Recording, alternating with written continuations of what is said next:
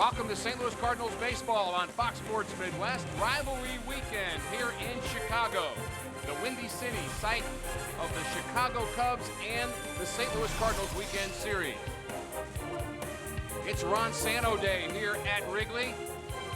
All day we'll be honoring the outstanding player and the voice of the Chicago Cubs for 21 seasons.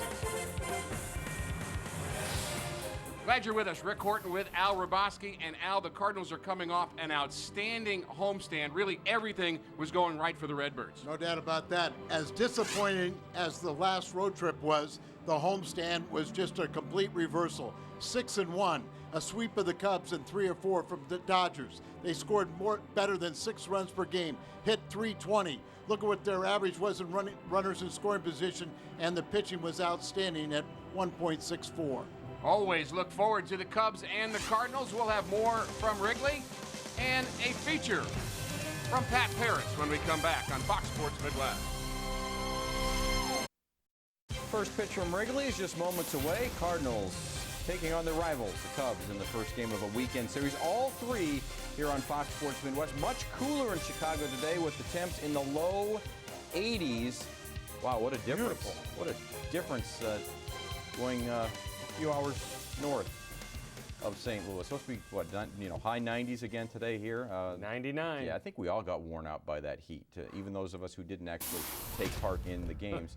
The Cubs have been active in the trade market with the deadline approaching on Tuesday. In particular, of course, they're trying to deal Ryan Dempster. That's a whole other problem when you've got a pitcher who's kind of vetoing trades that are already in the works. So Ryan Dempster, so far, he hasn't approved it to Atlanta, and the Dodgers maybe have moved on, and that's a tough situation. Well, it kind of seems like Dempster didn't necessarily want to go to Atlanta, but he wanted to go to L.A. if they could make that deal happen. But it's awful hard for an organization to just be there, have a narrow focus and only dealing with one team. But there's other players, obviously, Pat, and starting pitchers around the league that could move also. They certainly could. There has been some movement already, including a starting pitcher going to the Pirates as we look at the deals that have gotten done so far with the trade deadline coming up Tuesday afternoon.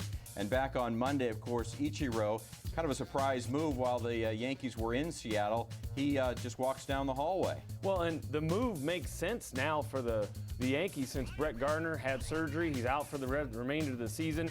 Ichiro can give them, for the most part, what Gardner they lost with losing him. And then the Pirates get Wandy Rodriguez, and it makes an already really good pitching staff that much stronger, Cal, with a veteran and a left-hander to help out with the Pirates who continue to hold on to that second spot. This makes their starting staff stronger, and we know that with Hanrahan at the end of that bullpen's really strong in Pittsburgh also. And we were the witnesses of Hanley Ramirez becoming a Dodger because he donned the Dodger blue for the first time here in St. Louis. Had an impact. It wasn't as impactful as far as wins go. They lost all the games that he played in, right, the Dodgers, but that had more to do with Cardinal starting pitching. No question, but when you put him in that lineup behind Kemp and Ethier, you throw Ramirez in there, and then you put James Loney and Rivera, now you're starting to look like a Cardinal lineup that's getting deep with guys who have high average and can drive in runs. So those are the trades that are taking place so far. There will be others, certainly, and some more significant than others. What do you see the Cardinals doing, if anything, over the next 4 days? You know, I'm not so sure that they're going to do anything. I did hear Bill DeWitt Jr. talking about the possibility of trades, but to some season ticket holders, and he said, well, maybe we just need to play a little better, and I think our starting pitching's been great. Who can you add? Is there anybody out there, maybe Shields or Greinke or Dempster? Doubt those starting pitchers are going to move within the division, so you look at Shields, but yet, is that any better than what you already have, Pat?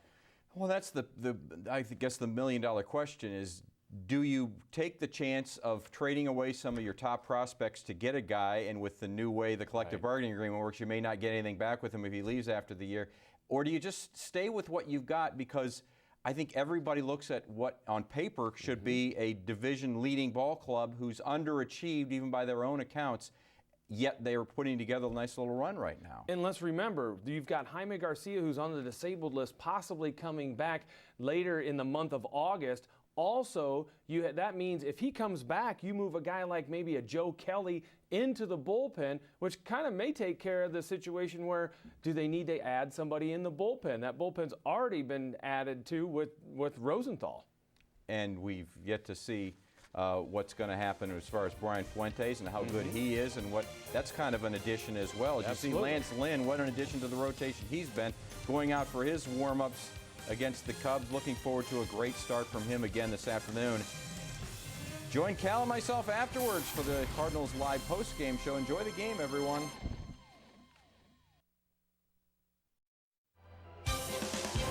Cardinals baseball on Fox Sports Midwest is brought to you by Budweiser. Great times are waiting. Grab some Bud. By your Mid-America Chevy dealers. #1 selling brand in St. Louis. Find us at stlchevy.com. By Dobbs Tire and Auto Centers. #1 for quality tires and expert auto service. And by Steak and Shake. Just no equal. Historic Wrigley Field. Nestled in a neighborhood north side of Chicago. Plenty of Cardinal fans on hand here this afternoon.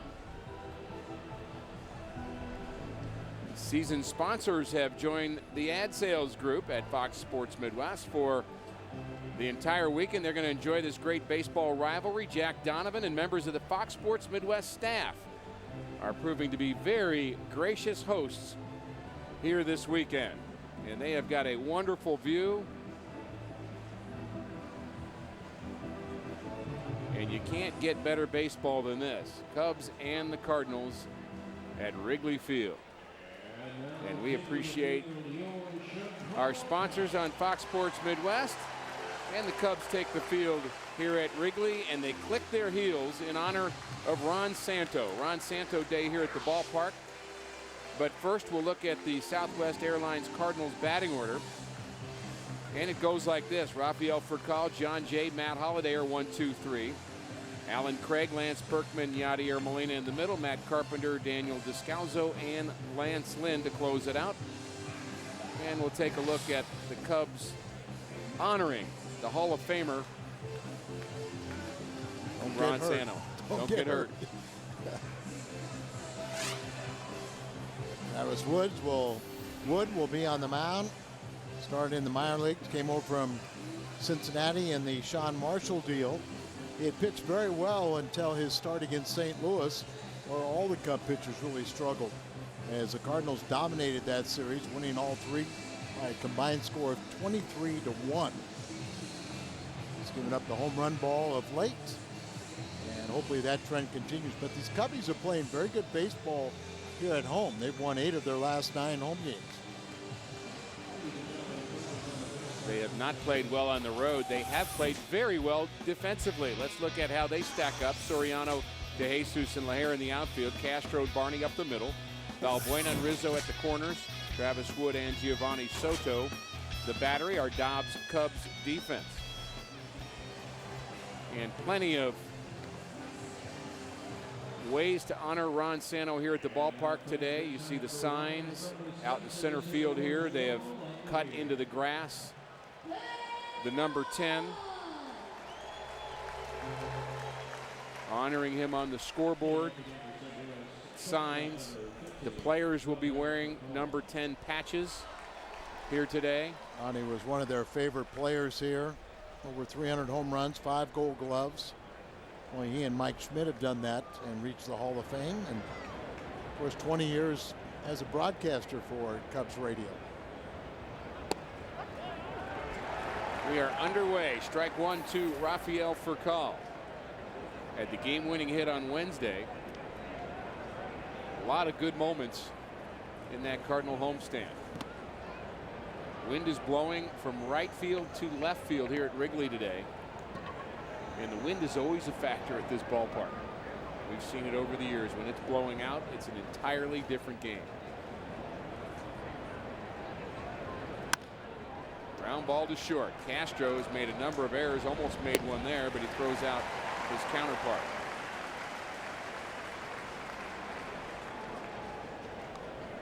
Wood had a nice streak going in middle of June to the first week in July, where he's 4-0 and a 1.01 ERA. But suffered that setback against the Cardinals.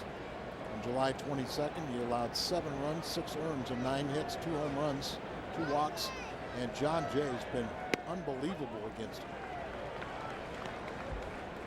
Jay 5 for 6. Has hit lefties well of late, deep in the box. This is a rematch of Wood and Lance Lynn. Sunday, right? On Sunday. And Lynn got the best of him. But Wood can be very tough on lefties. About 260 average against left-handed batters. And 264 against right-handers. But as you mentioned, for some reason, Travis Wood just can't get John Jay out. 5 for 6, and he's 8 for his last 18. Paints the corner, 2-2. Wood came over from the Cincinnati Reds for Sean Marshall. He had been the 2009 minor league pitcher of the year for Cincinnati. That ball's hit hard to center. But De Jesus has it for out number 2. I mentioned the wind blowing in or out or sideways here at Wrigley making a difference, and checking the numbers that they have here at the ballpark. 4 more runs per game when the wind's blowing out. Well, a good thing for pitchers is it usually blows in twice as often as it blows out. But right. When it blows out, you can have one of the most memorable games in history. And the Phillies and Cubs had a 23-22 game. The 2 home run game, Sandberg hit off of Bruce Sutter. I remember that one very well. Matt Holliday doesn't need the wind blowing in. Out sideways doesn't matter. And he has hit left-handers particularly well this year.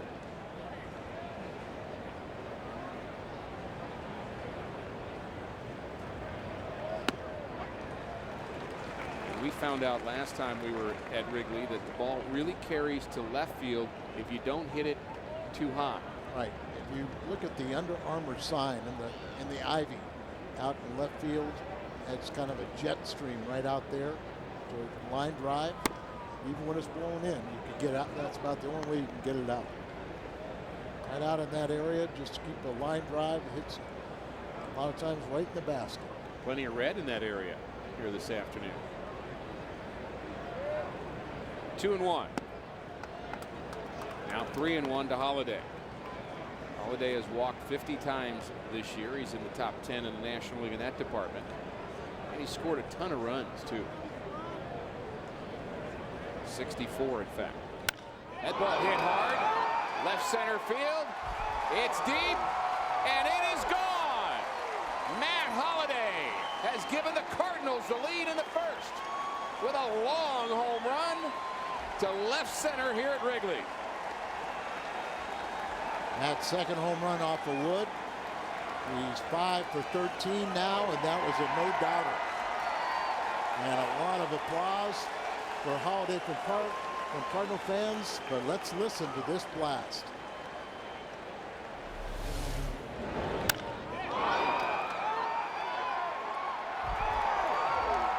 Home runs can be loud. Yeah, it sounded right off the crack of the bat. You knew that was well hit. Holliday, just the way he dropped the bat and started trotting around the bases, he knew it was gone. And unfortunately, so did Wood.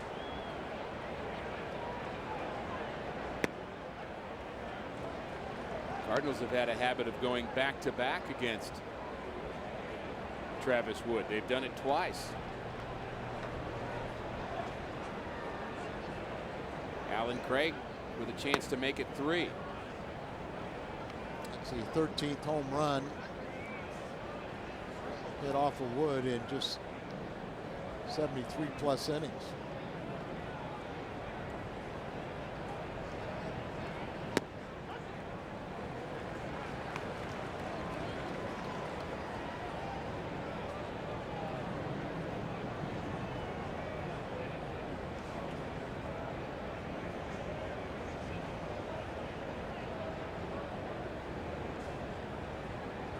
Game time temperature 77 degrees here in Chicago. Craig strikes out, but Matt Holliday puts the Cardinals on the board here in the first with this very long blast. A no-doubter, and it's 1-0 St. Louis.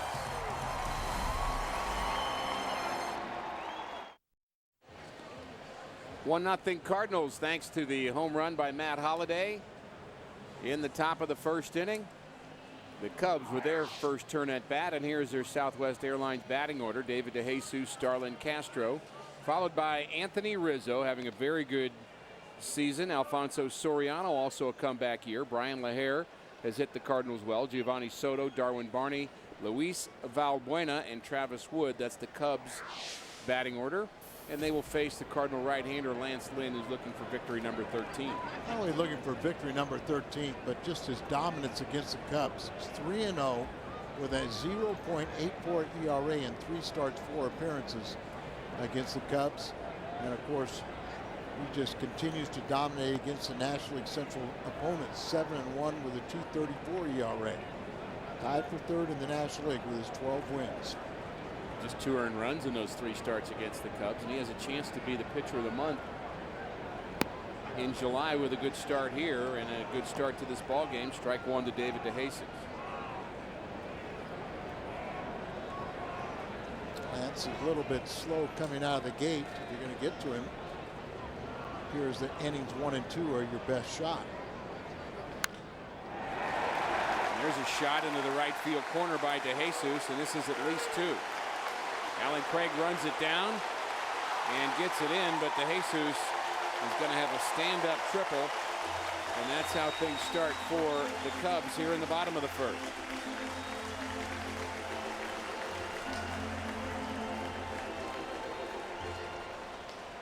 In batting practice, you need to come down and have some balls hit down the corner, see how it rattles around, kind of hugs the line right there, and so it took Alan a while to get to it. And DeJesus, with his good speed, picks up a triple. That's his 6th triple of the season.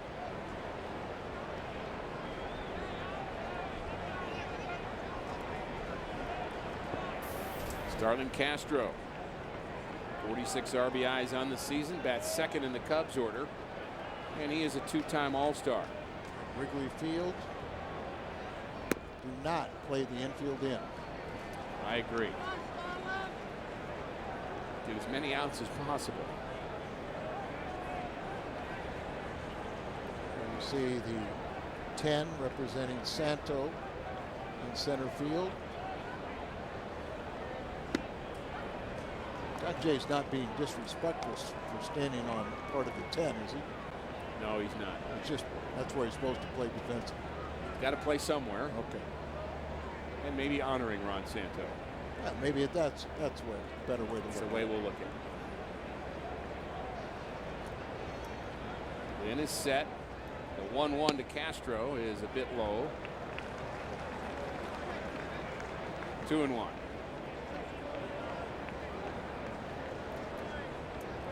Castro is 3 for 10. Next 4 batters are the only ones in the lineup that have had success against Lance Lynn, so be careful here.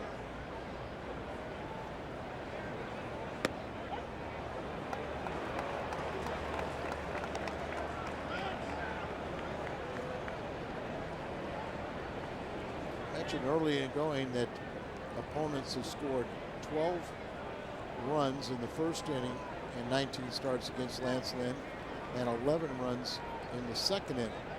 Then he really settles down and gets very tough. Big pitch here, 2-2, just misses the outside corner. Molina tried to frame that. Ryan Knight is our umpire. Molina set up away. He hits the target, but boy, you sure like to see that pitch called a strike. Pitcher's pitch, and there are pitcher umpires and there are hitters umpires. Difference is those borderline pitches. Full count delivery, fouled off. Mentioned that Brian Knight is our home plate umpire. Angel Campos is the umpire at first base. Crew chief is Mike Winters. He's at second base. And Mark Wegner is the umpire at third.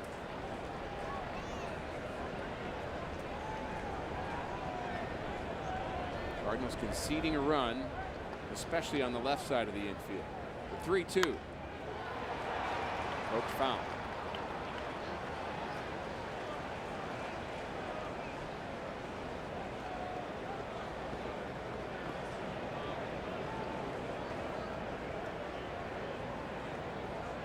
Castro, very talented. A little bit like Albert Pujols. You try and say my toe is inside the box, nothing else is, but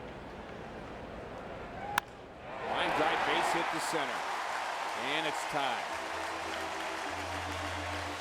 Cubs answer back here in the first. Cardinals did it with the long ball, and the Cubs do it with a triple and a single. Lance Lynn has pitched so well against the Cubs. That's just the third run he's given up all season long. pitching back-to-back starts against the Cubs, but there's the numbers: 3 wins. The Cardinals have won all 4 games that he's appeared in. He's won the 3 starts, and he's had the ERA under 1.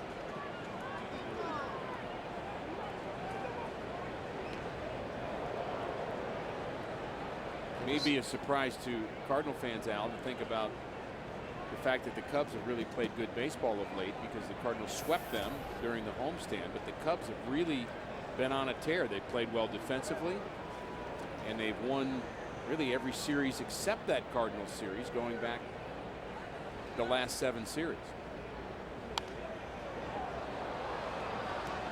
And they're 16-9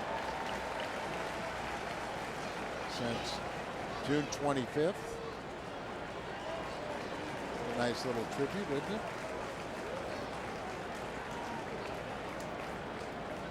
Good to have that concession, whoever puts those little plaques on the bases. Nice touch. Dave McKay, former Cardinal first base coach. There's a long one to right. If it's fair, it's certainly deep enough, and it is. Anthony Rizzo, his 6th home run of the season, and it's 3-1 Chicago.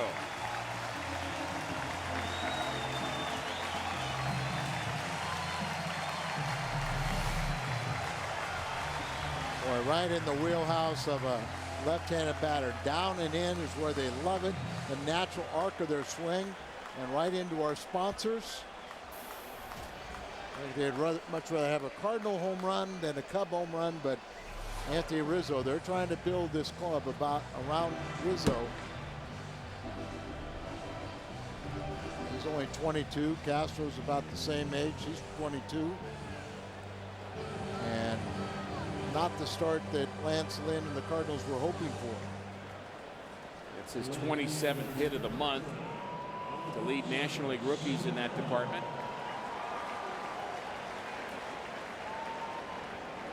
The way he's playing, he may be taking a run at that Rookie of the Year award.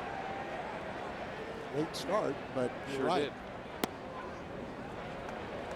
A lot of times it works like that, though. Yeah. Guy gets a late start, gets hot, finishes well. Keep them in the minor leagues, keep their clock down. This one hit hard to left. It's down the line towards the corner, and it is a foul ball. We know all about that particular seat. Soriano did not hit a home run in his first 30 games, then hit one off of Jason Mott, and then he's hit 19 home runs since then. 19 home runs in his last 60 games. His career has definitely been rejuvenated, and what he's done is gone to a lighter bat, and that's what's helped him. Finally was convinced that he wasn't young anymore, and he needed to go to a lighter bat to get his bat speed back, and it's made all the difference for him. They would love to move him, and as productive as he's been this year, possibility of it.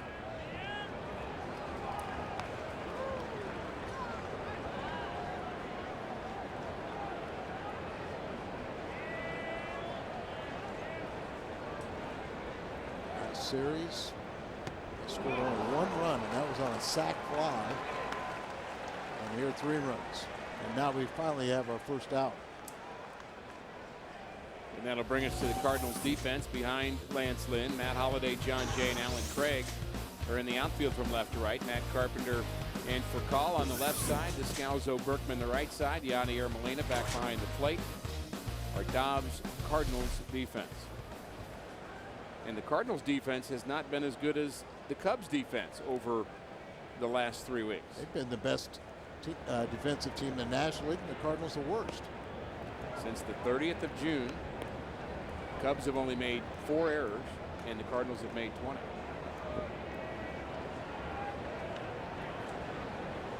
Brian LaHare has certainly hurt the Cardinals. He's 0 for his last 8, however. He's also hurt Lance Lynn, 4 for 7 with a home run against him. LaHare was a big home run hitter in the Pacific Coast last year. He's hit 5 of his 14 home runs against Cardinal pitching this year. Swing and a miss. LaHare hit .331, 38 home runs, and 109 RBIs last year at Iowa.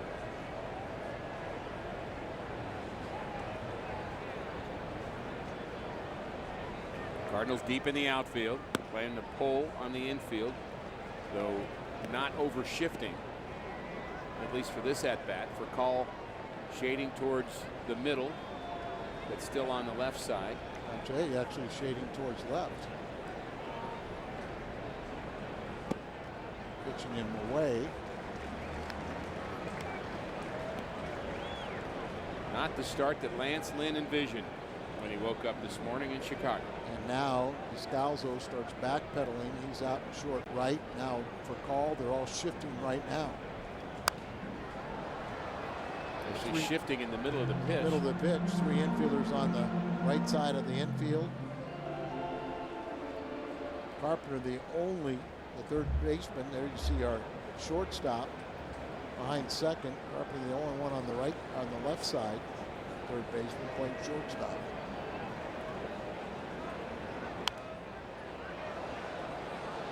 Cardinals have a string of 10 straight quality starts, which is 6+ innings with 3 runs or less. Earned runs or less, and already 3 earned runs here in the first. So if Lynn's going to keep that going, he has to be perfect the rest of the way. He's certainly capable of doing that.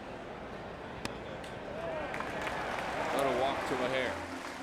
And also the very important string of 21 straight starts of the starter going at least 6 innings. Last time that was broken was by a Lance Lynn start. One of the concerns today, as you think about the bullpen for St. Louis, which is a little ways off for this game here, but looking forward, Lance Lynn would be good if he could go deep. Jason Mott and Mitchell Boggs are both kind of tentative for today. They'd like to keep both of them out of this game. Also Salas. I think that it's been something like Mitchell Boggs either got up or pitched in the last 8 before the All-Star break and has only missed 1 game since the second half has resumed, that he hasn't either warmed up or pitched.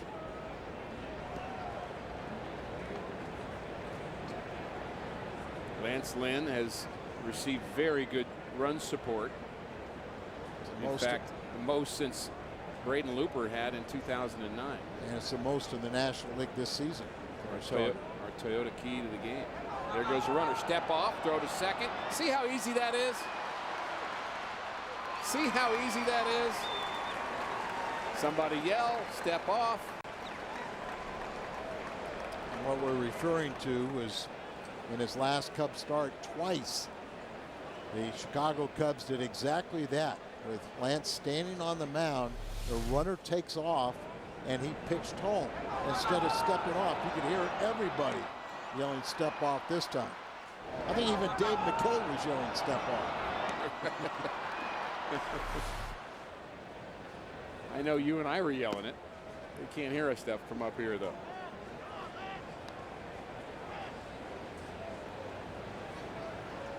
And Lance Lynn did the perfect thing. He stepped off. You can throw to an unoccupied base after you step off, so he could throw to second base.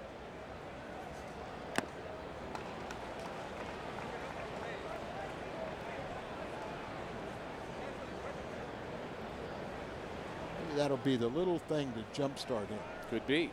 Like I said, on the season, the first 2 innings are the innings that he's allowed the most runs, and then he settles in. That's not uncommon. That was the way it was with Bob Gibson. If you were going to get to him, you had to get to him early. Once he found his groove, then it was pretty much over. 3-1 Cubs. Hard hit to left, down the line, and this ball is fair. Soto with a 2-out double, and that pickoff of Brian LaHare, very important. Set up away, but he leaves that ball right in the middle of the plate. And he just rifles it down to the left field corner. Sometimes it's not easy, even when you've dominated against a team, when you pitch them in back-to-back starts against them, they have a fresh memory of what went right and wrong. Well, and when you're deep in a count and you have to throw a strike, unless you have the command that Kyle Loesch has, you're going to throw some pitches in the middle of the plate too.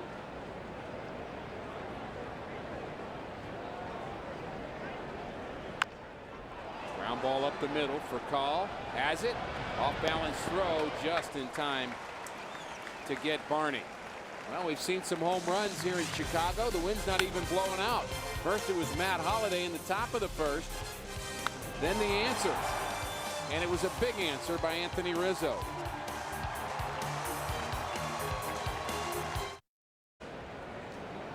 "3-1 Cubs. Lance Berkman getting the start here in game 1 of this series. Berkman was plunked on the right knee, but he is in the lineup here today. Cardinal fans enjoying the day at Wrigley. Again, temperatures in the mid-70s. Feels cold, doesn't it? It's great. Big Cardinal fan. Westland, watching this game back home in St. Louis, says he's a big Berkman fan. He wants to see Lance Berkman do something special.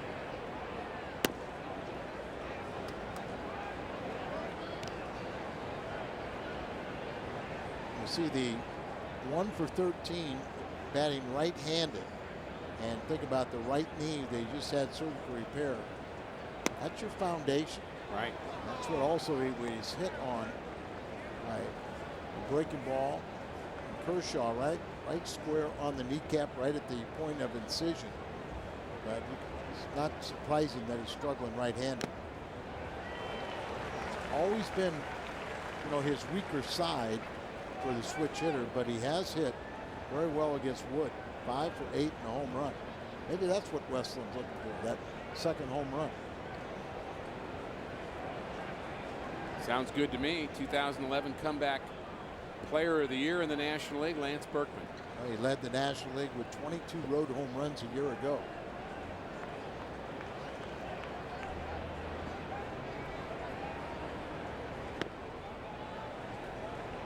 He's a guy that knows how to come back.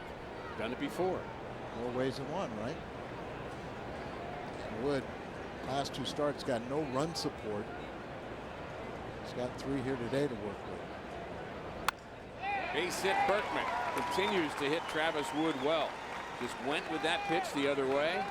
6 for 9. The ball elevated. Little cutter or slider that's stayed up becomes that much more hittable, but a solid hit by Berkman. Kind of sat up there, didn't it? Yeah. So a little spin a little bit, but no movement.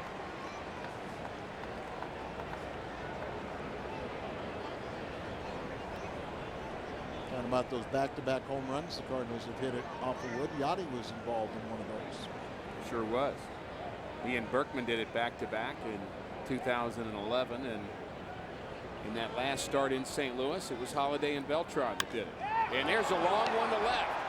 This one is out of here. Yadier Molina. Completely out of here. Over the left field bleachers. And guess what? We got a tie game. That ball was crushed. New career high for Yachty in home runs now at 16, and RBIs 50 and 51. And more run support for Lance Lynn. And he greets Molina. Oh boy. Sitting on a tee, isn't it?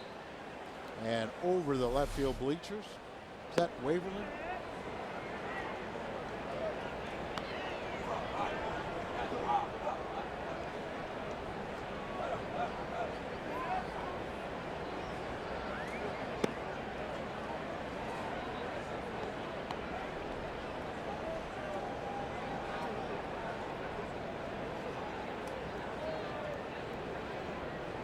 So they're saying, okay, they got you right back in the game. Let's shut them down.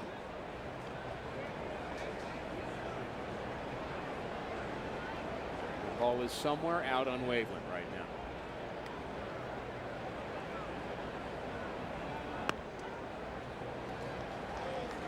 Travis Wood has to be a bit shell-shocked here. A couple of home runs in the early going. Are we sure the wind's not blowing out? According to the flags, it's not. But you wouldn't know it right now. Get Here's the ball in career air. high. Plenty of baseball left. This is game number 100 for the Cardinals today. Matt Carpenter walks. Wood does not look sharp.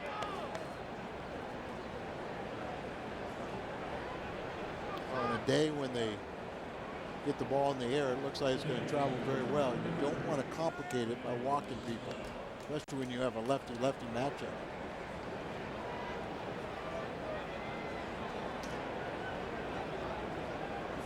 Daniel Descalzo has hit lefties well of late, and he's 5 for his last 14. That pitch is called a strike.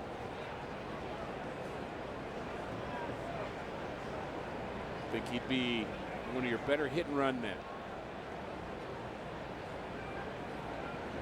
Carpenter with just one stolen base, not much of a lead.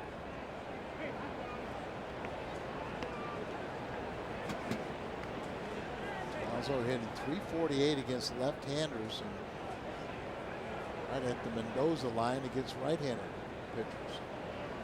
Just pointing out. We asked him that after his last ball game, and he said he's just really just trying to see the ball take it the other way against lefties. And he didn't have a real good answer for it. But there's another hit against the left-hander. This one's going towards the corner. Carpenter headed to third. Oquendo's sending him. Here he comes. They'll score. Descalzo slides into third, and the Cardinals take the lead.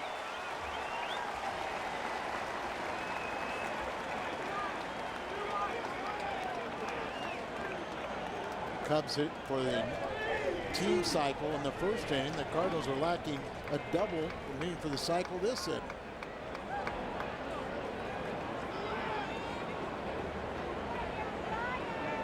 Lynn can help his own cause. Over the head of Rizzo down into the corner.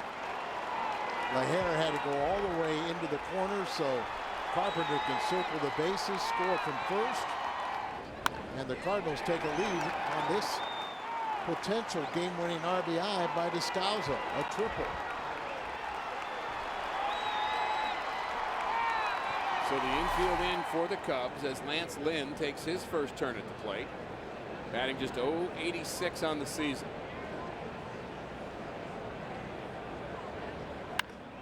Good enough. On fly ball. This should be deep enough. Descalzo tags. Here he comes. Here comes the throw. Not in time. Sacrifice fly. RBI for Lance Lynn. And it's 5-3 St. Louis. What about these Cardinal pitchers? 3 starters have picked up their first RBI this week.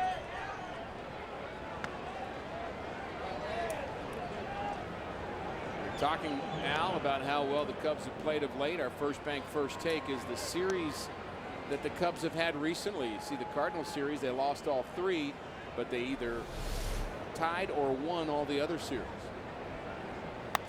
After they left St. Louis, they went to Pittsburgh. They won the first 2. Thank you. And then they lost the Dempster game.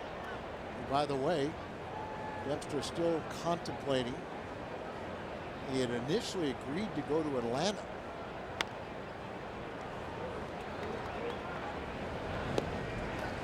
Call bounces out. Lance Lynn had a tough first inning, but his teammates have got him right back there. And he helped himself. Helped himself. Like I said, 3 starters have gotten their first RBI of the year this week. Wainwright got 2. Then it was Loesch got a sac fly, and now Lance Lynn picks up a sac fly. I was saying that what has really complicated the situation with Dempster is he kind of given them a list of teams he would go to. He has veto power as a 10-5 guy. Right. And Atlanta was on that list, so they work out a trade, and then all of a sudden he goes, well, wait a minute, I don't want to go there. I was trying to force the Dodgers' hand because I want to rejoin Ted Lilly, my former teammate with the Dodgers. And the Dodgers are very much interested, but some people say they may be more interested in Garza. Garza had that physical issue in the game against the Cardinals. And he won't pitch until after the deadline. So you have to little tricep strain.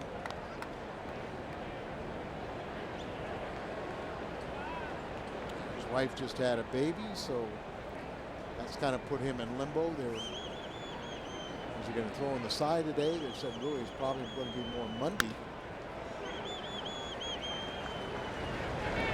John Jay is retired, but the Cardinals have a big second inning.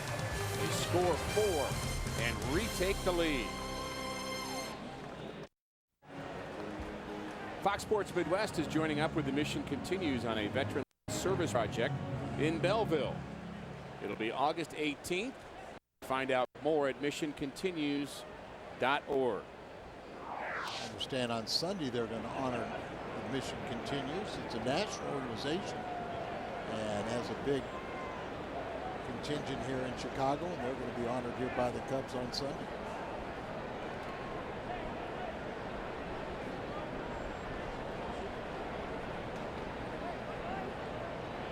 Luis Valbuena is 0 for his last 17. The former Mariner and Indian takes strike 1 from Lance Lynn. And nothing Lance Lynn would like better than a nice quick 1-2-3 inning to get back on track after a rough first.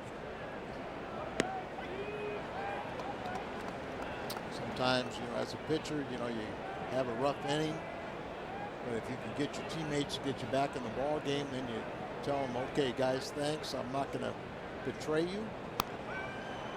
His hat fell off in the middle of that delivery. That can be a little disrupting to a hitter, couldn't it? No question. If you're a hitter and you see the pitcher who loses his hat. See if he hits it with his glove or something. He does. Yeah. He pulls it right down. I think that could become a little deceptive move. I think if you could do that every time, it could work to your benefit. But I actually did that once, pitching to Mookie Wilson with the bases loaded. Came back over my head. My hat came down. It didn't come off. It went right over my face. Eyes, yeah. And I delivered a pitch, and he fouled it off. And you were scared to death. You better believe it. You couldn't see. I had no idea. Especially when you hear the crack of the bat. Oh. Where is it? Is it coming at me? Fly ball to left. Good start for Lynn here in the second inning. We are in Wrigley Field, Chicago, Illinois. Very historic ballpark. Rick Horton, Al Raboski, and Jim Hayes. The Cardinals and the Cubs rivalry weekend. Game 1 here this afternoon. Yadier Molina, a 2-run home run. Anthony Rizzo has one as well. The Cardinals, in a game that has been full of offense so far, lead 5-3.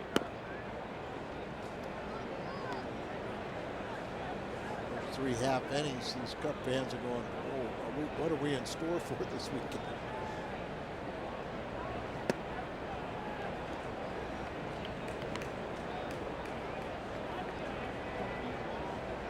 We haven't been to the World Series since 1945. You haven't won a World Series since 1908.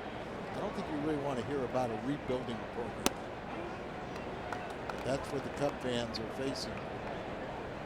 1945, the Cubs lost the World Series to the Tigers.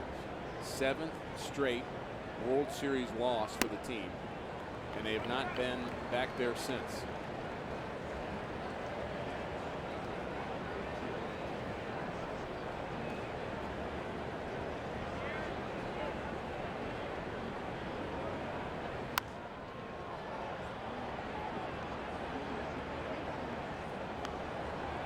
Last time the Cubs won a World Series was 1908.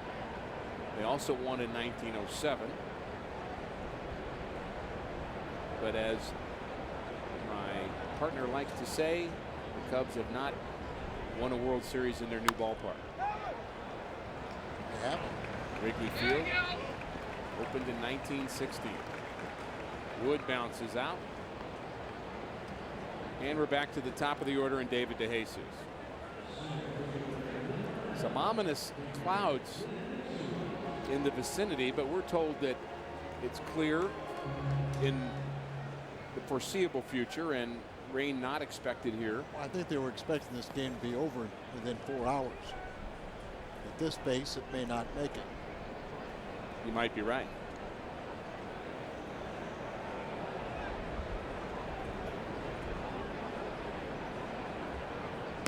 I know our Fox Sports Midwest sponsors are having a great time here at the ballpark. They're much happier now that the Cardinals have retaken the lead. We're glad they're with us. Got a Rizzo home run ball into the group.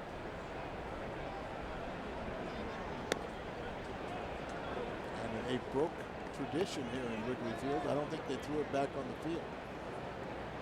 Well, I'm not a big fan of that tradition. Well, but it's a Cub home run. Throw it back.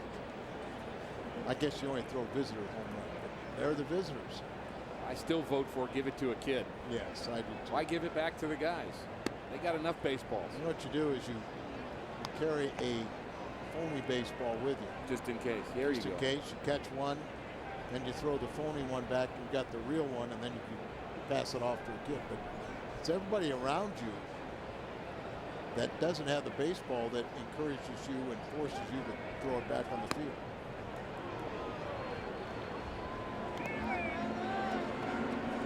I believe that there are tens of thousands of kids in America that tell the story of their dad catching a home run ball, and their buddies say, well, where is it? And they say, well, my dad threw it back. And that's just sad to me. Line drive to right. Caught by Alan Craig, the Cardinal right fielder. There's that 1-2-3 inning that Lance Lynn needed. 5-3 St. Louis. Cardinals baseball on Fox Sports Midwest is brought to you by the new wireless receiver from AT&T Uverse. Visit att.com/freeyourtv. Rethink possible. MyKiaSt.Louis.com. And get the All-American Jack Combo at Jack in the Box. It's a no-nonsense burger with fries and a drink for only $4.99 plus tax at participating stores. Middle of the lineup for St. Louis here in the third inning. Holliday, Craig, and Berkman, Rick Horton, Al Raboski, and we are joined by Jim Hayes here for the third. Always one of our favorite times of the ball game. Jim, good to have you with us.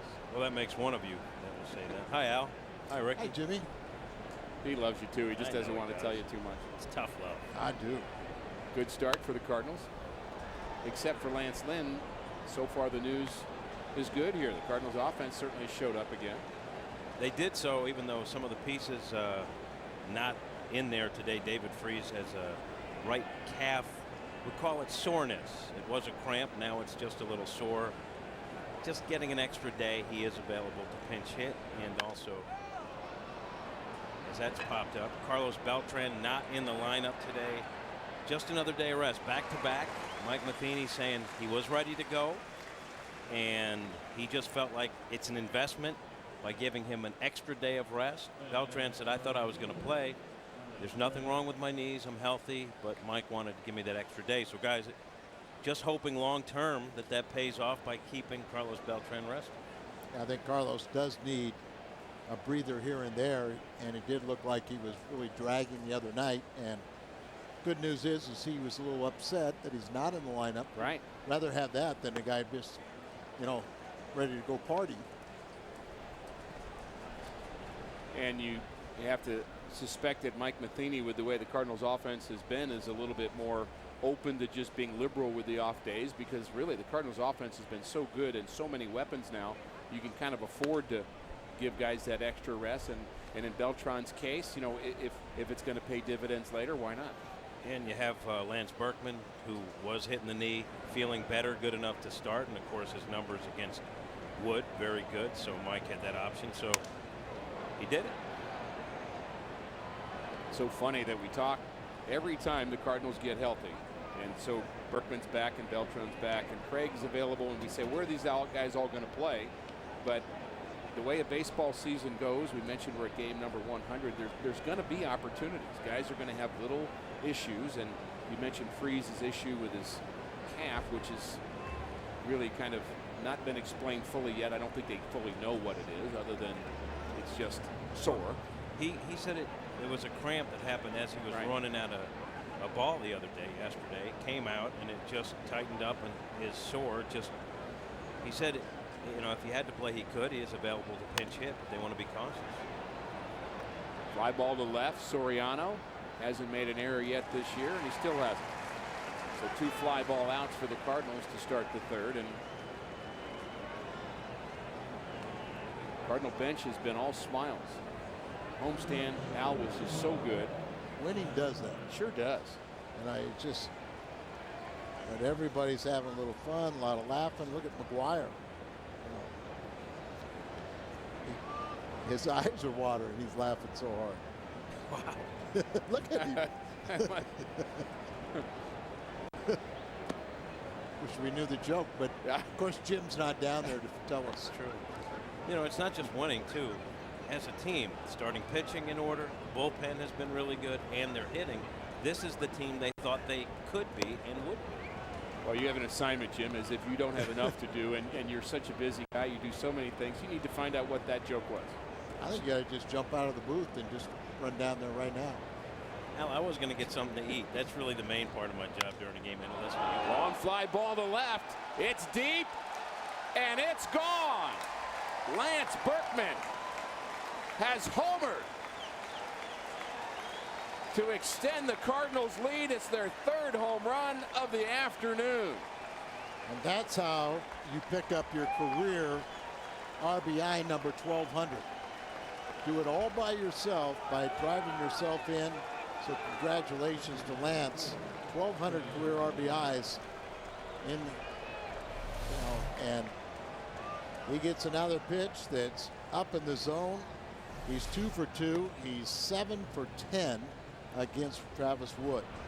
Congratulations, Lance. Start getting around 1,200 and above. You're starting to be an outstanding career, which we all know it's been. Kind of cramped dugouts here at Wrigley, so they have to do a little bit of an improvised receiving line, but they're still all smiles. And Ricky, these are dugouts that have been expanded since the first time I've been here at Wrigley Field. And it's hard to imagine when you look at the clubhouses, which have been enlarged at least 3 or 4 times, that they used to play NFL games here at Wrigley Field. Some players are a little bigger now than what they used to be in the 50s and 60s. Yadier Molina homered his first plate appearance, but he strikes out.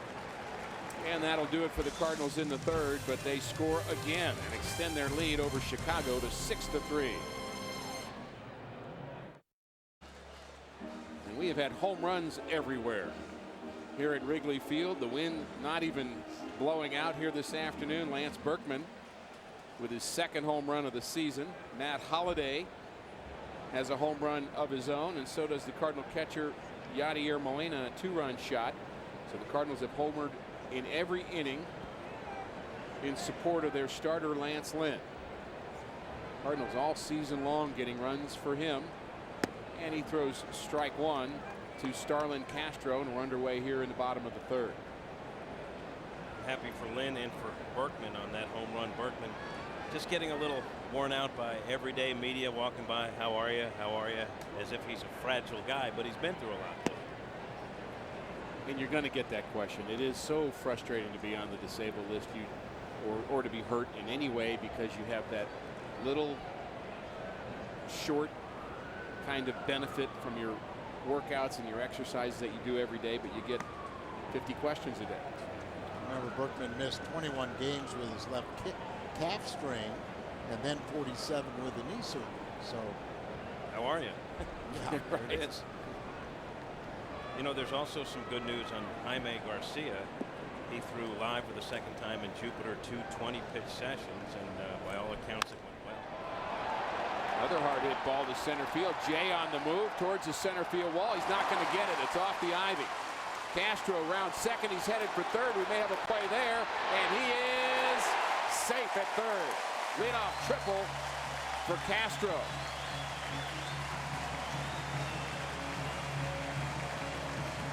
that is his 8th triple. How about the throw by Matt Holliday? He has 5 outfield assists. He is working at his defense. He backs up John Jay. Gets his ball and he just fires it in. Strong throw, accurate throw. But the speed of Castro beats it. Lucky this ball stayed in the ballpark. Anthony Rizzo homered into first. 4 home runs already. And Jim, you're talking about Jaime Garcia. The Cardinals starting pitching has been so good, but there's some talk about him maybe being ready by mid to late August, potentially. John Mozeliak has said that's a possibility. Mike Matheny says for his part, he doesn't want to put a timetable on anything because he thinks it puts too much pressure on the injured player, in this case Garcia, and that's not a good thing. So he just wants to see how it plays out, and he's going to wait and see. But I know the Cardinals are watching Jaime. Mike did say that all signs point to the fact that Garcia is progressing rapidly.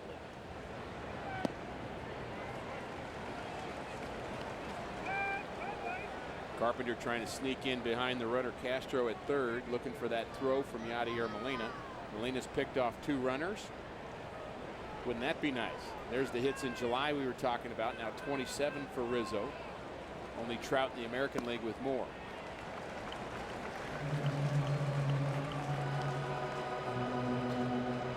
Slayton keeps on kicking at the landing area.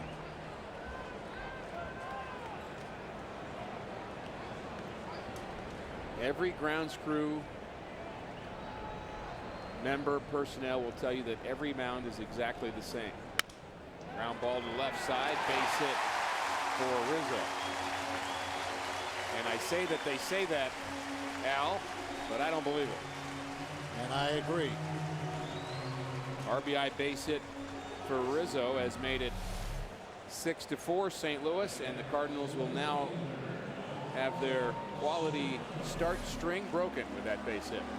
And that stops at 10. The quality streaks still is potentially in it, but it's in jeopardy of a 22nd straight starter going 6 innings or more. And we mentioned the Cardinals really could use that, Jim. The bullpen a little bit tentative today because they've gotten a lot of work. Almost guaranteed we're going to see Fuentes today. Right. And I think Rosenthal on top of it. Agreed. I think Salas and I think Boggs both should be, at the last resort, you wouldn't want to use them. And I think Jason Mott would be iffy before, but I'm knowing Mott's mentality. If he was asked to save a ball game, he'd say he's ready. Well, you guys talked about it. Boggs and Mott, Mike Matheny would prefer not using them, but he said they'd be fine if I asked him to pitch, and so he'll wait and see how things play out. Hard hit to left. Holliday's back, and it's over his head, and it's off the ivy. Rizzo is being sent home. Play at the plate. He's safe. Now play at third. Throw not made by Molina. And the Cubs score again. Plenty of line drives here this afternoon at Wrigley. 6-5 St. Louis.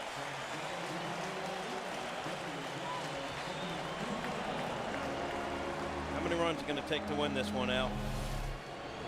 I don't want to tell you. Rizzo, he thought he was going to have to be pulling up at third base. They sent him on home. Ball got hung up.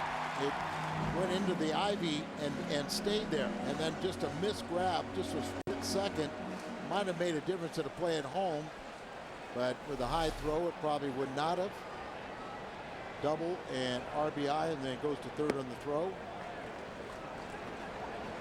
59th RBI for Soriano. 6-5. And we are only in the third. Buckle up. Yeah, that's it. I'm saying I don't want to look at a game like this. It's one of those where you go, uh-oh, whatever you throw, it's going to be hit. Holiday makes the play in shallow left field. Not nearly deep enough for Soriano to score. So that's a big out for Lance Lynn. If he can somehow get out of this, keep the lead.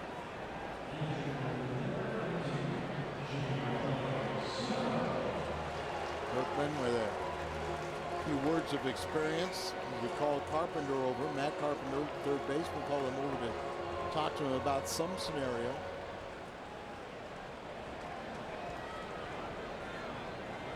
Soto's had a rough year offensively, but he doubled in the first inning.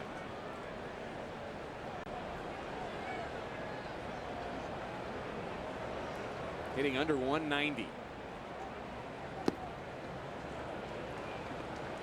His offense in his career has been feast or famine. 6 home runs, but only 13 RBIs.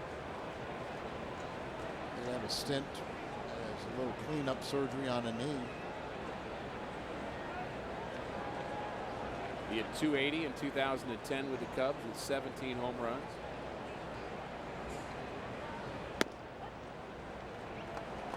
Had 17 home runs a year ago. With 54 RBIs.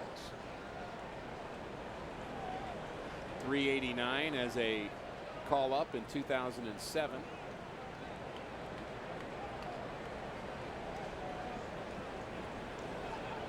Rookie of the year. Base hit to center.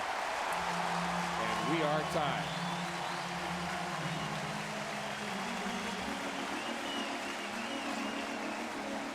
Talk a lot about location and command of fastball and how important that is to throw it to a specific spot. A lot in the middle of the plate today. Oh boy, look at the hump on that curveball. Just right up there. Lance Lynn a lot of times has been able to pitch in the middle, but it's middle down. And just getting the ball up a little bit, those ground balls become line drives. Really haven't had much either in or away. Everything's just been right in the middle, easier to hit. And hitting becomes contagious. You know, you just look at this game. Runs are going to just all over the board. At some point you just say, who's next? And Ricky, I'm sure you've been in games where you're sitting down in the bullpen and you go, well, this is one of those games, no matter what you throw or where you throw it, it's going to be hit. They say good pitching always beats good hitting, but there are times when there's a lot of good pitches made, and it's one of those days where everything gets blasted. Right? But this isn't good pitching. Yeah. This is good location. But No, I understand that. But there are those days, and as Randy Flores, our good friend, former Cardinal, used to say all the time, baseball happens. And there are things that are the norm, and then there are days that are just days you want to forget about, and that may be one of those days so far, at least it is for Lance Lynn, who came into play today 10th in the National League in earned run average. And he'd been pitching very well in the month of July. 11th in strikeouts. He only has one on the day. I know it's still only the third inning, but 0.47 ERA in the month of July before today. Well, balls are flying off Cardinal bats as well. That's the good news. It's a stretch where everything's clicking, so if one area isn't going, they still have a chance. and the Cubs bullpen has not been very good either. So Cardinal That's a good bullpen point. has been very good of late.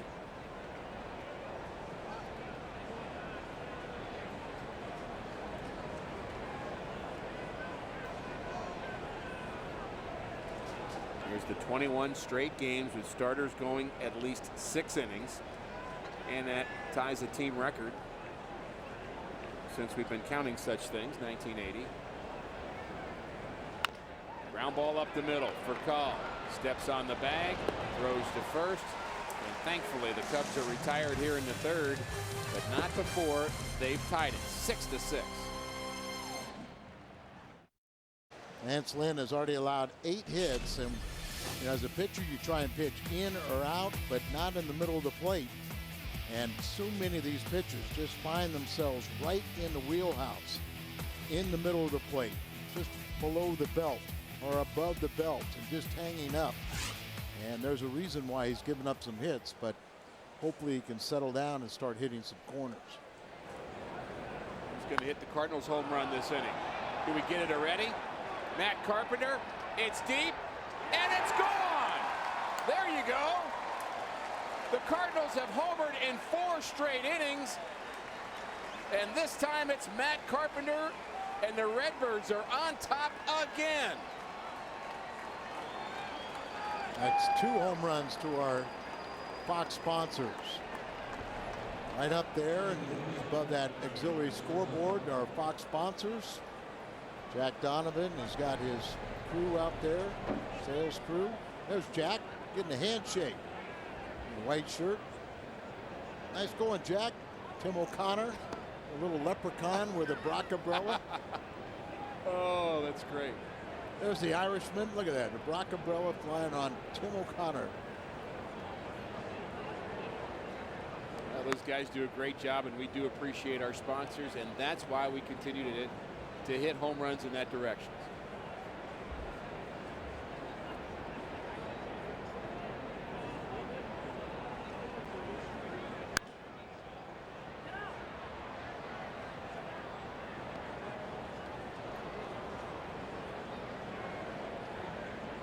There's a feel that we've had before here at Wrigley, this ball game, that it really is not going to be over until that last pitch is thrown. How'd you do in this part?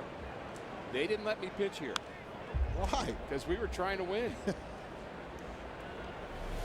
Let's look at the pitch location of that Set up first away. pitch. Oh, Yeah, look at the glove. He set up, down, and away, and reaches with the glove back to the middle of the plate.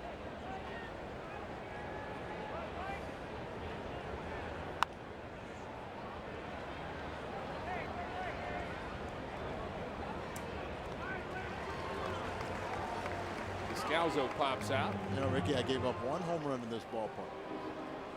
And I blame Ted Simmons because he got thrown out of the game. And I always, no matter what the score was, I was going to face Billy Williams in the 9th inning. And I always pitched up and in to Billy Williams. Simmons got thrown out of the game. I always wanted to say, well, I want to throw a fastball down and away. Simmons never let me throw it. And so I finally got a chance to throw one down and away and hit one in the opposite field right in the basket in that spot in left center. I go, okay, that's why I don't throw them down and away. But I really like the idea of blaming it on Ted, though. I think that's the perfect way to go.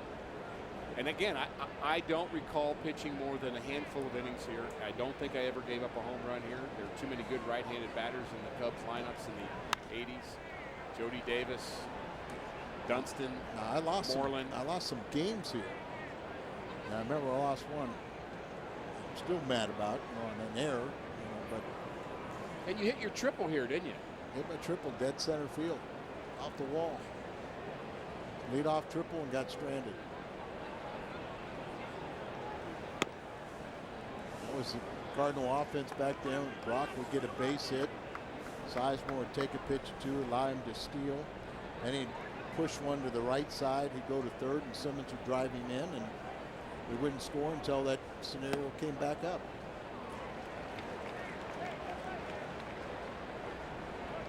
You mentioned earlier the game that Ryan Sandberg had 2 home runs off of Bruce Sutter. That was a game of the week. Back then, not every game was televised, and that is the most amazing baseball game I've ever seen.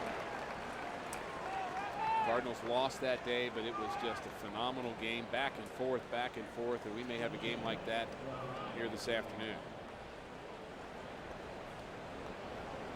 Oh, there's the eyes. The upside down. Yeah. Good eye treatment.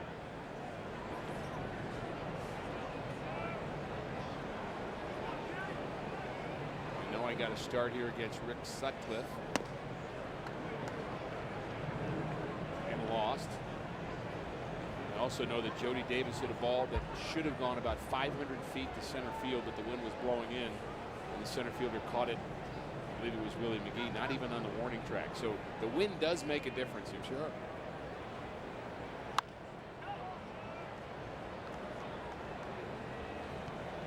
Lynn walks, and Wainwright celebrates. Watch Wainwright. I think he's the one that initially did this.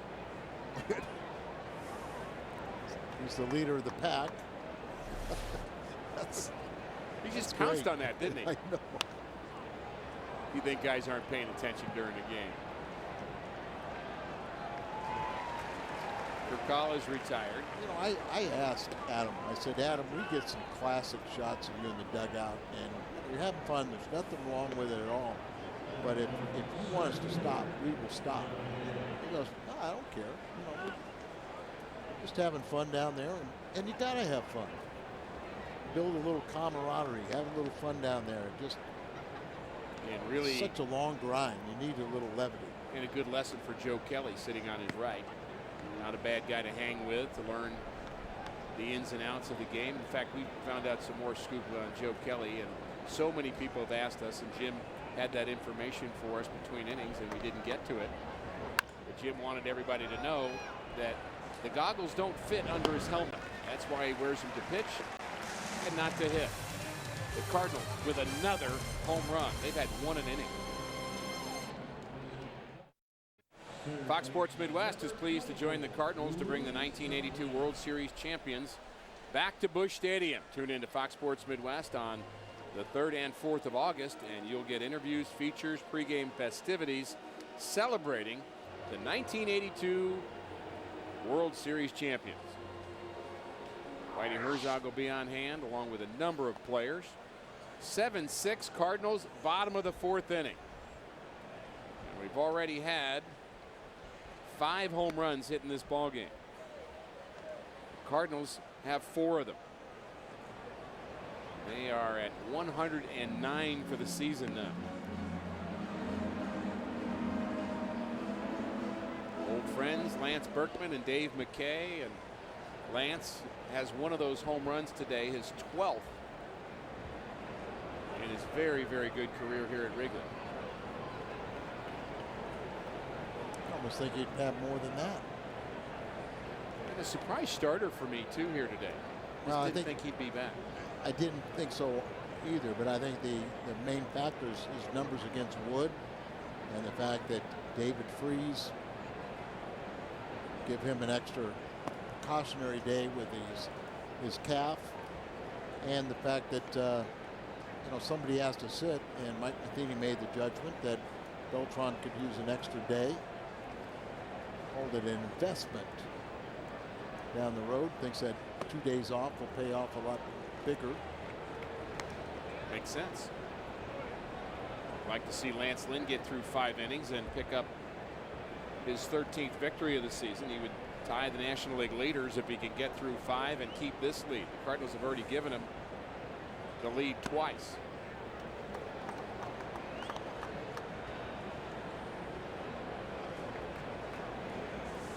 Lynn at over 70 pitches, working here in the 4th inning. Yadier Molina just trying to get him through it. Change up, 2-1.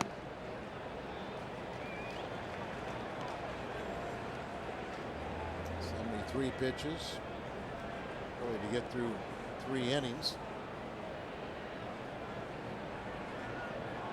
And 1, 2, 3 second inning. And he walked Valbuena, who's 0 for his last 18, in front of the pitcher. So that was not plan A. No, that was not. Wood is a very good athlete and a pretty good hitter. 238 this season coming in, and 2 lifetime home runs.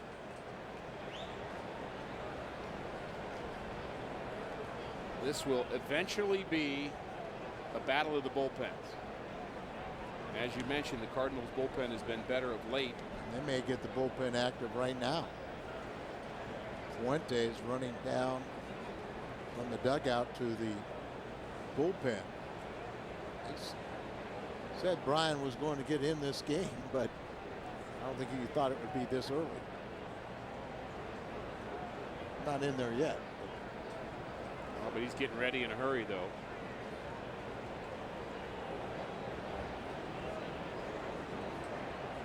No sacks for Wood this season, and his last one was September 19th of a year ago.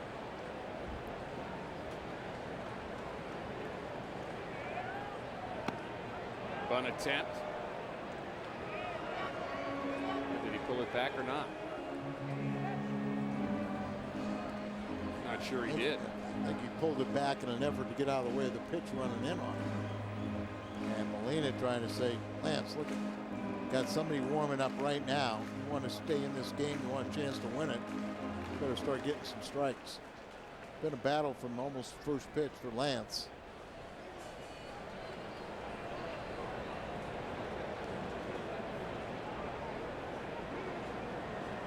I thought Fuentes was going to be a specialist at the beginning for a while. Well, he's the warmest body right now. And freshest. And you think Trevor Rosenthal. There goes the runner, play at second base. He's out by a good 5 feet. A very late break by Luis Valbuena, and he is caught stealing by Yadier Molina. Not sure I get that move at all. No, it's not like you got a rookie catcher back there that you might be able to fool. That's Yadier Molina, who's always got his head in the game. And watch. I wonder if that was supposed to be a hit and run and he missed the pit, missed the sign. I think that was more realistic. And if Yachty wouldn't have thrown him out, you probably could have gotten an interference call. So he was just trying to work on that angle with our home plate umpire, saying Matter fell across there, made contact with me, impeded my throw, but it didn't matter. The way he fell across almost gave me the sense of, ooh, I'm supposed to have swung at that. Yeah, yeah, you're absolutely right.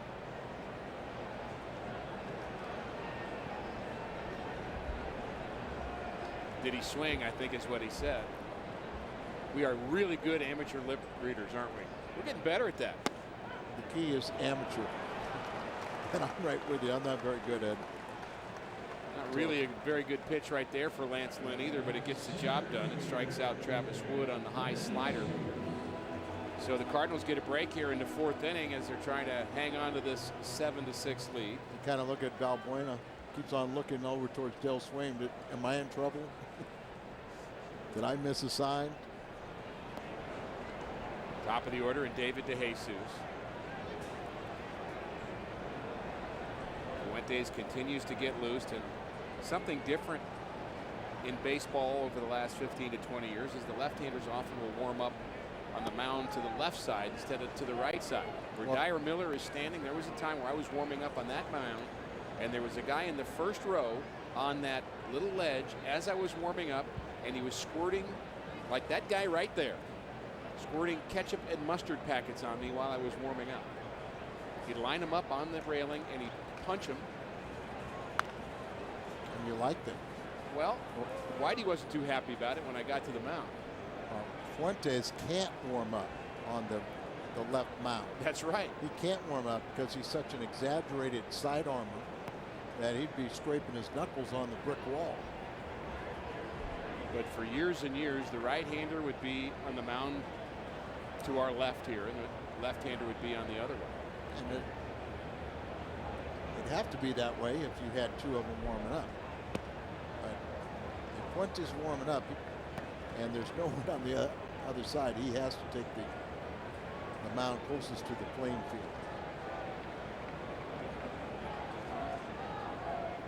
Connie Mack Stadium in Philadelphia, Ricky, I could throw with the two mounds like that if I threw it's in the left field. So and you had your back to home plate and I could throw a ball and drop down sidearm, bounce it off to the wall into the catcher's glove.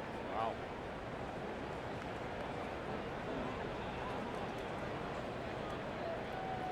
Two and two to DeJesus. Now 3-2. A lot of pitches for Lance Lynn. Fuentes is not slowing down a bit. He just continues to throw. So you're wondering if they are telling him for sure he has a specific inning. I'm kind of surprised that now he has slowed down now. Third strikeout for Lynn. Gets through the fourth. Cardinals lead. Cardinals have homered in 4 straight innings here this afternoon. They lead 7-6. And Matt Holliday takes a big rip at the first delivery from Travis Wood here in the 5th.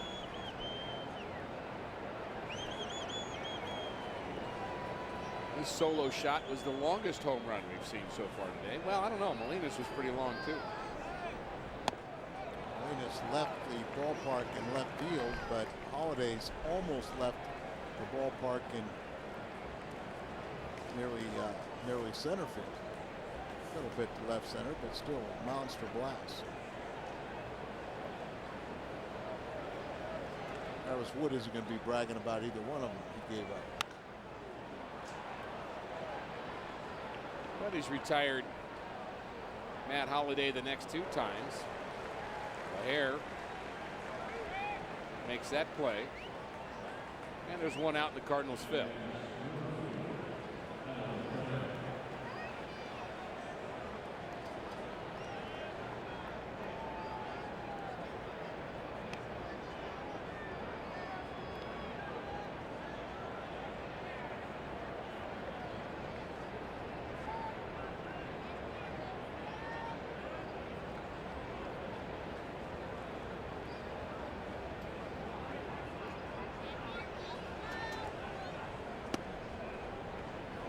May see some lines on the field here at Wrigley. There was a soccer game here the other day, and they actually had to rebuild the mound, which goes back to the earlier point about Lance Lynn maybe being uncomfortable with it.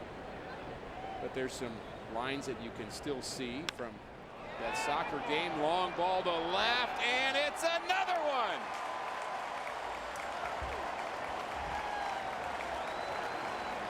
This time it's Alan Craig. 5 straight innings. The Cardinals have homered. 15th home run for Alan Craig, 51 RBIs. And ladies and gentlemen, history has been made. I've been working with Tom Mee, I think about 25 years. And the first time have the Cardinals ever hit a home run in 5 straight innings. But it's the first time Tom Mee has ever called a home run before it happened. He has usually been a big jinx, but this time we give full credit to Tom Mee. Officially 0 for 10,916. Exactly. Going into that call. But now he's got an average. 5 straight innings. Loop to right.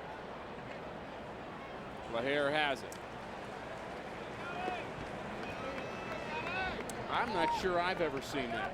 How about once again one of those phenomenons, you know, 5 home runs by one pitcher and he's still in the game. I saw Bob Gibson give up 4 home runs one game, but he won 5 before.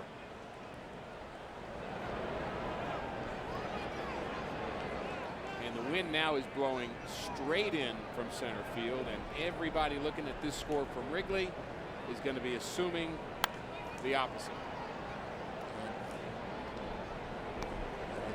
Home run by Alan Craig would get out with the wind blowing in. It's in that right area, and it was a line drive enough. There it is, the wind.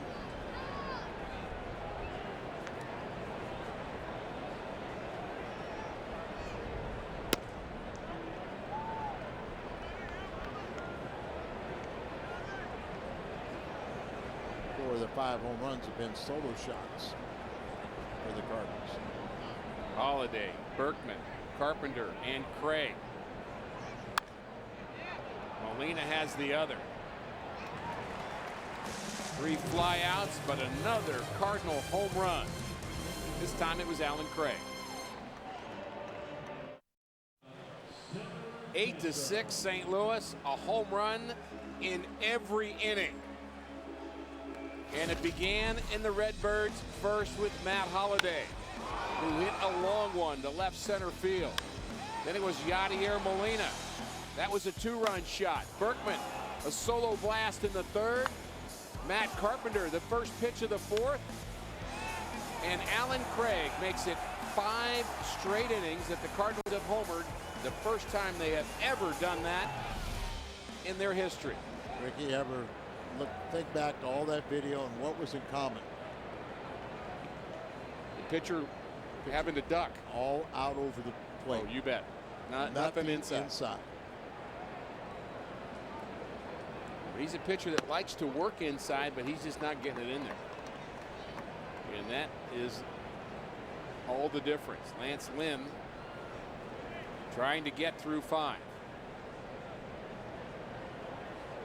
Castro, Rizzo, and Soriano. Now, you mentioned the game with the Phillies. It was May 17th, 1979. Phillies and the Cubs. 23-22. Phillies won that one 23-22. At one point, the Cubs trailed 21-9. Castro bounces out. 8-6 St. Louis. Budweiser presents What's on Tap. Cardinals and the Cubs going at it again tomorrow. Coverage begins at 11:30 on Fox Sports Midwest. Joe Kelly and Samardzija, 7 and 8. He's pitched very well of late. And look forward to this entire series at Wrigley, as we always do. That 21-9 game. Cubs actually tied it in the 8th after being down 21-9.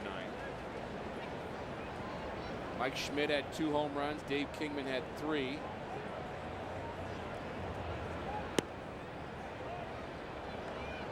$45 runs in one game. Are you kidding me? 11 total home runs in that game. And we've already got 6 in this one. I don't mind breaking that record as long as the Redbirds are doing it. Yeah. There were 11 total home runs in that ball game. Well, that was 1979, and I remember 23-22. Under the 2 teams.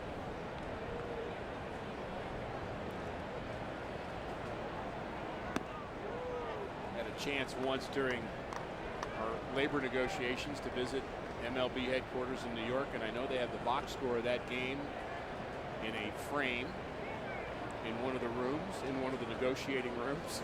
I'm not sure why they chose that. But what I remember about that is there were some pretty good pitchers in that game. Oh, sure. And if you're out there long enough, you're going to have a game like that. Just,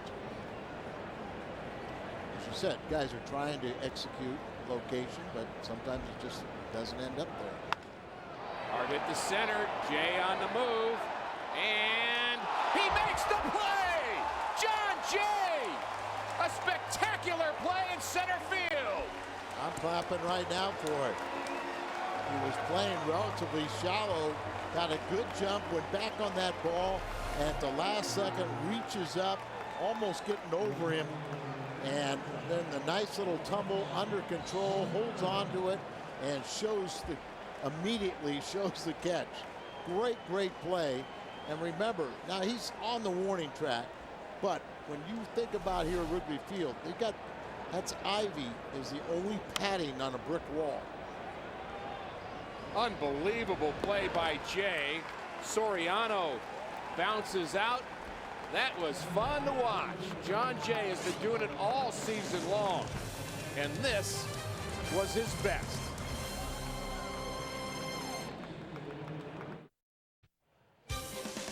Cardinals baseball on Fox Sports Midwest is brought to you by AT&T, the nation's largest 4G network. AT&T, rethink possible.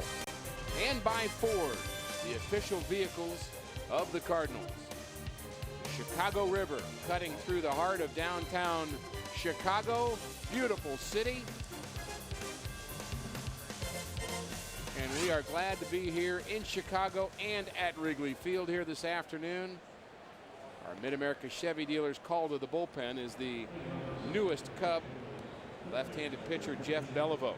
Beliveau, recall from AAA Iowa on Sunday, last Sunday, made his major league appearance with 1 and 2 scoreless innings in relief of St. Louis. He started the 2011 season just in single A. He was selected by Chicago in the 18th round in 2008, so been hanging around a long time to be pitching in AAA, or only an 8-ball last year. 21 and 14 with 10 saves, 2.87 ERA, and 176 career minor league games. All in relief, but 14. Travis Wood's afternoon is over. 5 innings, 7 hits, 8 runs, 2 walks, 2 strikeouts. He threw 84 pitches, 51 of them for strikes, and 5 of them that he wished he hadn't thrown for strikes. And there's strike 1 to Matt Carpenter. Cardinals have homered in 5 straight innings. Who's it going to be this inning? 5 different Cardinals. Carpenter, Descalzo, and Lance Lynn for St. Louis here in the 6th.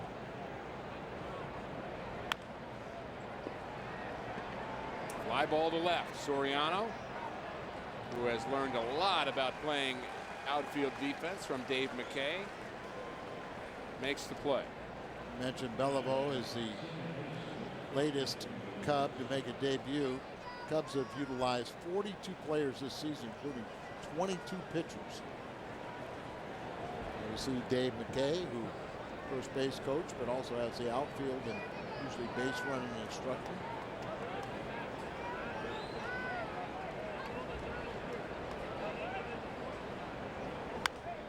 I am well aware, Al, that Andrew McCutchen is an outstanding defensive center fielder, and I know that Matt Kemp is very good as well, but I think John Jay's name has to start getting into that Gold Glove conversation with the way he's played center field for St. Louis. I don't think there's any question about it. You know, he leads the club with defensive gems, but it's much more than that. You know, I know Houston will be voting for him, and that play right there may get a lot of votes from the Cubs manager and coaching staff. But John Jay has been spectacular in the field. The only thing, one misplay he's made, and I'm not saying he still could have caught that one, but he's been really, really good. Defensive zone rating at 950, leads all center fielders. Every ball that he's supposed to catch, he catches 95% of it, or could catch, excuse me. That's how you define the zone rating. And that is astronomically high. Looks like Lance Lynn, his day is through as Brian Fuentes continues to throw in the bullpen. And that'll stop that streak of 21 consecutive starts where the starter only going 6 innings or more. 2-2 to Descalzo. He tripled in the Cardinals' 4-run second inning. So maybe it'll be Descalzo. Maybe it'll be Tyler Green to hit the home run in this inning.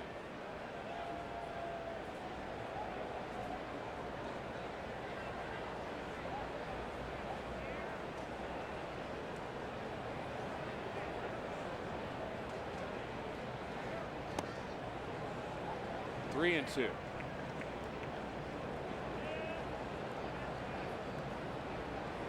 Lance Lynn, who struggled at times, but did retire the last 5 in a row. And we were hoping he maybe get a shot to go out for the 6th, but doesn't appear to be the case. 1-out walk to Descalzo. And I'm okay with Lance Lynn being lifted here. Wasn't exactly sharp today. Well, I'm just saying because of the streak intact, right. But that really shouldn't be a reason why you leave a guy out there. Probably a tug at your heart, though. Yeah, and I'm sure he is disappointed, even though he's in line for his 13th win. This is one of the few times he did need to run support. CRA has jumped to 3.42 with his outing today, but he could join R.A. Dickey and Gio Gonzalez at 13 wins to lead the National League. Tyler Green pinch hitting, so that confirms that his day is done. And how fun would that be if Tyler Green gets into one at his first successful pinch hit in his last plate appearance. Now 1 for 14 as a pinch hitter, and he does have occasional power.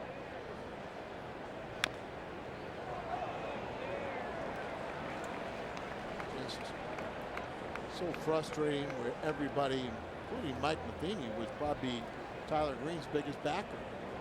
You know, pretty much handed him the second base job in spring training, and Tyler, for whatever reason, former #1 draft pick out of Georgia Tech, just has not been able to realize his potential here at the big league level.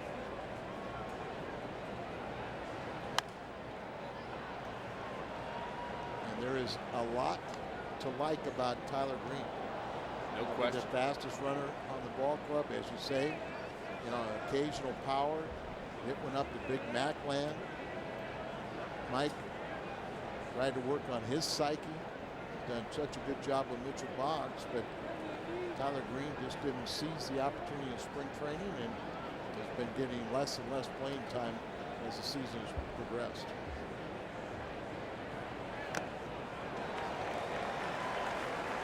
And Tyler Green strikes out. So if the Cardinals are going to keep this home run streak alive, it'll have to be Rafael Furcal. Green expands his zone here, trying to catch up with this high fastball. That's it, Rick, trying to, the fastball, it's up near eye level, but more than likely that's what's going to be the end result. A swing and a miss, or at best a pop-up. That is a pitch by design right up there.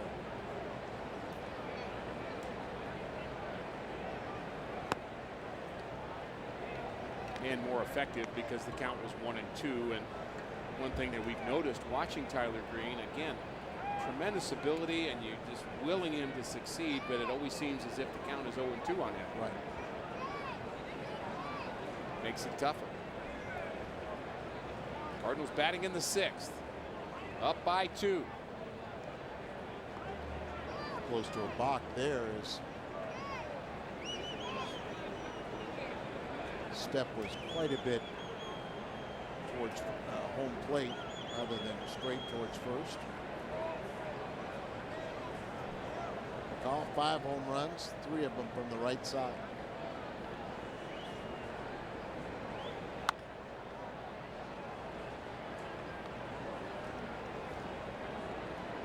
We are at Wrigley Field in Chicago. The Cardinals lead the Cubs 8-6. Rick Horton, Al Raboski, and Jim Hayes are with you, and we are glad you are with us. Cardinals with home runs in 5 consecutive innings here this afternoon. Lance Lynn, hoping to pick up his 13th victory, was not terribly effective here this afternoon, but still in line for the win.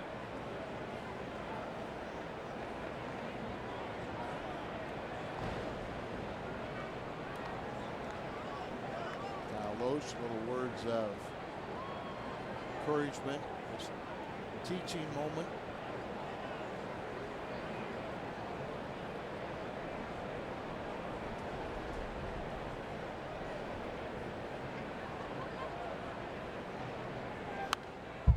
I love that moment because on a team, you really understand each other to a certain degree. You understand the shortstops and the right fielders, but the pitchers really get the pitchers. You know the emotion, you know the difficulties, you know the joys, and you need to have somebody that does what you do that can really speak some truth into you.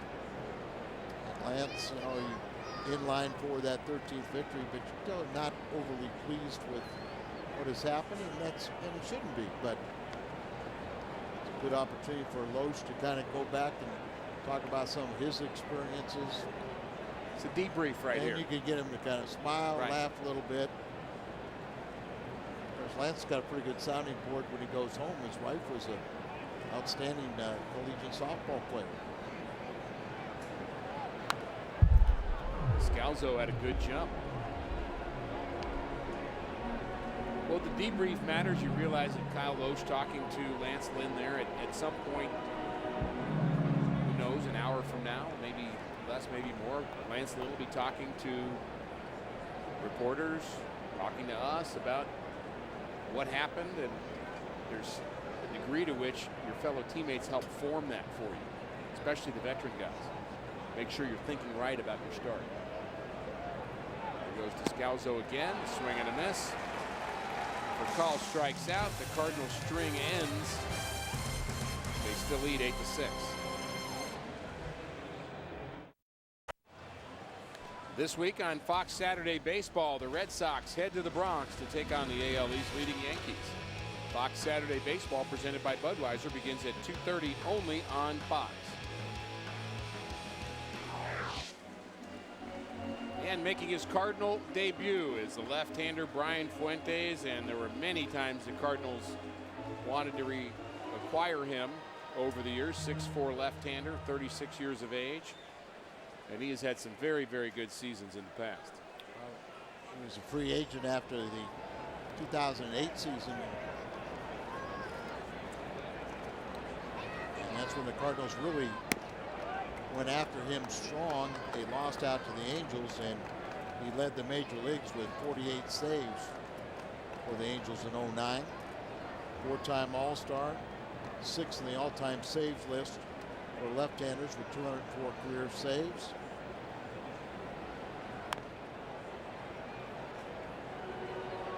He'll be 37 next month on the 9th of August. He got released by Oakland on June the 30th. Signed with the Cardinals on July 15th, so he agreed to go to the minor leagues, which because he really had not been used for very much for quite a while when he was Oakland before they released him. And he's always had an outstanding changeup. And he gets his first man. Strikeout of Brian LaHare. And that's how the 6th inning starts. Talk about how tough he can be as he kind of whips the sidearm, but he really steps almost to the first base dugout. And so a left-handed batter, it appears he's going to drop. He's going to release the ball behind his back. He's got a breaking ball, his fastball, which you just saw for the punch out, and his best pitch is a changeup.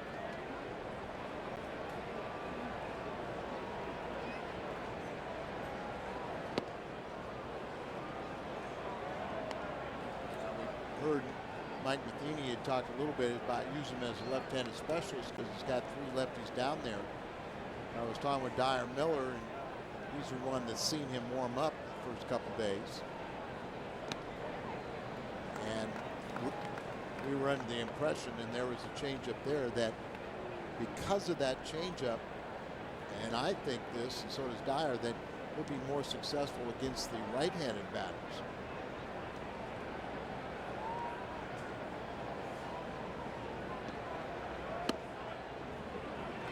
Throw as hard as he once did, but still plenty of velocity.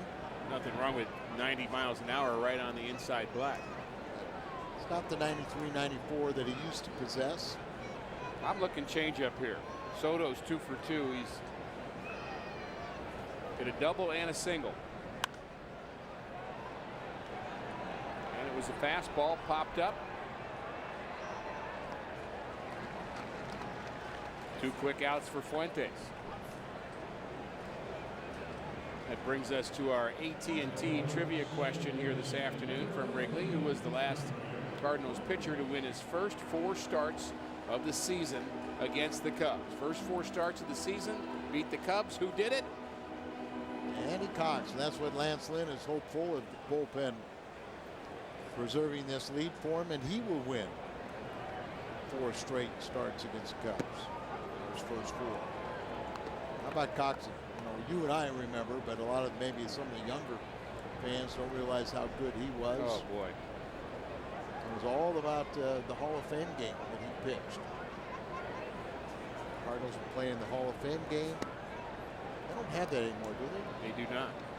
They have a game up in Cooperstown before the weekend or during the weekend festivities, and called up Danny from Double-A to make that start. He was outstanding, and couple starts later, he was in the big leagues. Pitched very well for St. Louis. He just flew by the rest of us. Yeah. He was in low A, went to high A, went to double A, triple A, big leagues all in one season. And he just kept getting better and better. Lucky to be on not only the pennant teams with the Cardinals, but I know World Championship with Toronto and with some good teams with Philadelphia too. Is that right? He was.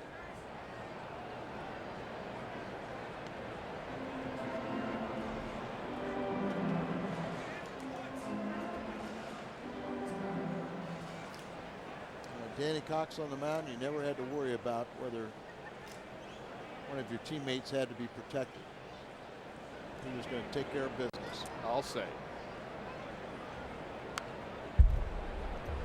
I'll never forget the day that we had a fight with the Giants on the field and Danny Cox. In fact, I think Bob Brenly was there, who I'm looking at right now, across in the Cubs TV booth. But we had a fight on the field. Danny Cox was in his street clothes in the stands charting pitches, and once the fight started, he ran in and got changed in a hurry and got on the field to join us. That's the kind of guy Danny Cox is. Good inning for Fuentes. 2 strikeouts, 1, 2, 3. He made it look easy. Could not have been a better inning for Brian Fuentes. There's that changeup Al was talking about.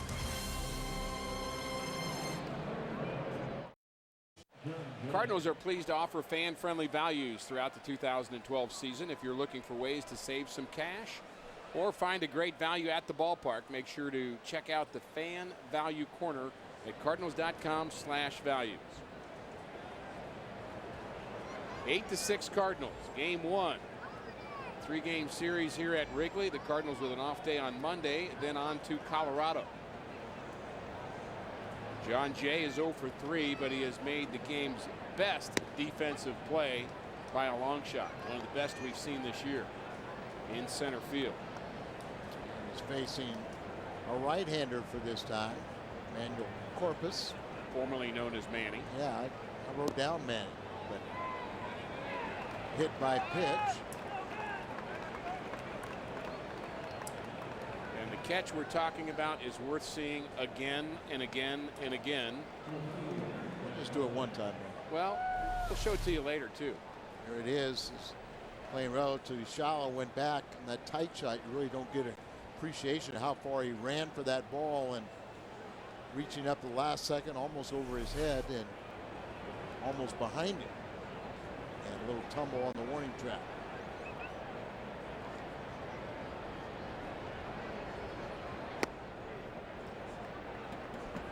Corpus missed all last season. Former teammate Holiday with Toronto. And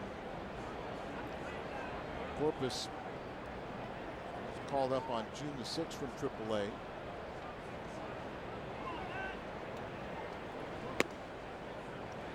Cardinals homering in the first 5 innings of this game. Now we just found out the last time that happened, the Houston Astros did it against Colorado in 2004. I'm sure in Colorado. I'm sure.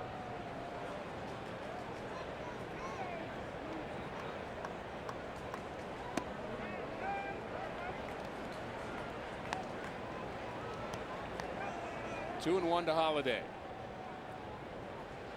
Remember, go back to the Saturday in the Chicago series, the 12-run 7th inning. Corpus came in. He allowed 3 inherited runners to score and 4 of his own runs. He already jumped from 150 to 350 in that one appearance.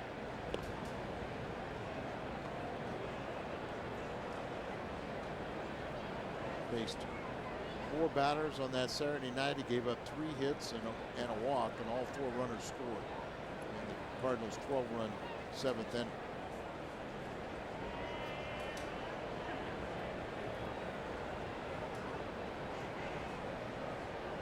Two 2-1 to Holiday. There goes the runner Jay. Decent jump. He is safe, and he's headed to third. A stolen base for John Jay, and an error allows him to head to third base. It's 9th steal of the year, and here's one a little pet peeve for all catchers. Watch this. The throw is down, but Barney, who hadn't made an error in a long time, lets the ball get by him. Why does the center fielder not react and start running in when you see the throw being made? But center fielders do not react until that ball gets by the second base bag, and that's what allows a guy to get up and go to third. You'd think you should anticipate that. I mean, why not all the corner outfielders pinch in? When you see a throw being out there, in case it's deflected left or right, you know, a left or right field outfielder could be in position to make that throw, hold the runner. Watch out. Wow. That was a bullet right back up the box. RBI hit for Matt Holliday, and another multi-hit game for him. That is now 37 multi-hit games for Matt Holliday in 2012. 66 RBIs as he creeps up with the leaders. You cannot hit a ball any harder. And lucky Corpus gets out of the way, or he'd be Manny again.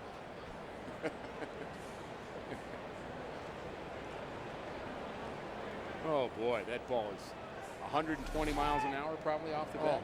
No doubt. Maybe coming in at 93 and back out 120. And the other pet peeve about the center fielder not coming in, Darwin Barney has not made an error in 84 straight games, but he cannot You gotta knock it down. he cannot let that ball get into center field. Forget about the tag. Just find a way to keep the ball in the infield. Concede the stolen base, but don't compound it by becoming a throwing error for the catcher.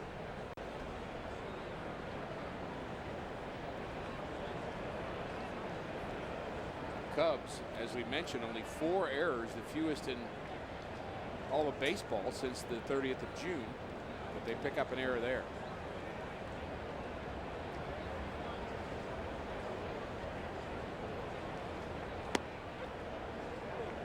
Alan Craig is homered, struck out, and he flew out to left.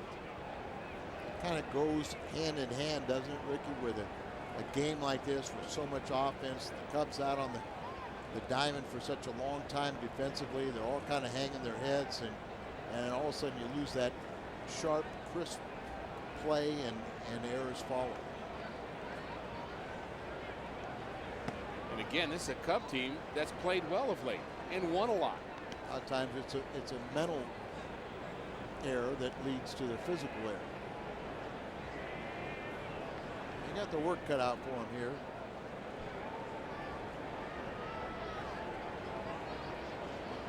Dale Swaim, the manager, 12 major league seasons, 5 different teams, 48 years of age, and he's had some long days.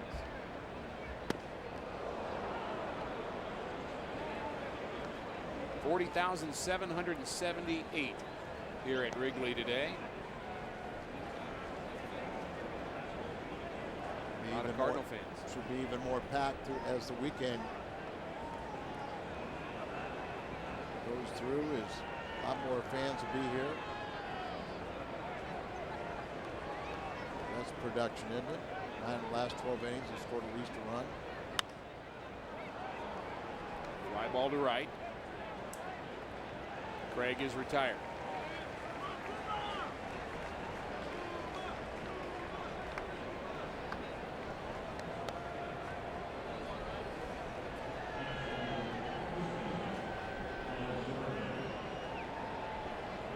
Cardinals have started 3 of their last 4 games against left-handers,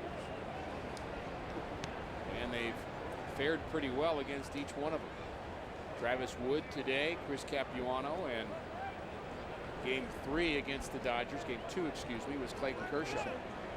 Pretty good ones in there, and can't always say the Cardinals have had that much success against left-handed pitching. Seem to have turned that around a bit. And Matt Holliday helps turn that around.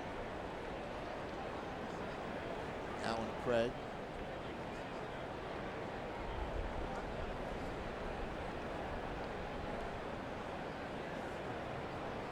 Eric Browning warming up for the Cardinals. Well, he's pitching in, I'll give him that. Yeah, well, I mean, that's out of self-defense. Holiday ball hit so hard right through the box like that makes the pitcher say, okay, that's what happens when you throw the ball out of way. I'll pitch inside where if it comes back at me, it's going to come at 30 miles an hour rather than 120. Don't hit a ball hard off the handle. Moving in on a wonderful tradition here at Wrigley Field, the 7th inning stretch. I must say they do it very, very well here. It'll be Ron Santo's family that will be doing the honors today. Larry Carey started that tradition. Ron's late wife, Vicky, gave his acceptance speech on Sunday. And I'm told by folks that were there that it was very, very moving. Ron Santo Day here at Wrigley Field. Showed a shot of Harry there. First time I ever met Harry Carey because I was down in the bullpen here at Wrigley Field, and Harry was the White Sox announcer. And he brought an older gentleman down to the bullpen, and he called me over. He said, "I want to talk to you." Introduced me to a scout named Bertie Tevins, former manager in the big leagues. Sure. And about 10 years later, I said, "Bertie, you remember meeting me?" And he goes, "Yeah." He goes, "I made Harry take me down there because I wanted to see if you could talk." And we have certainly found that out.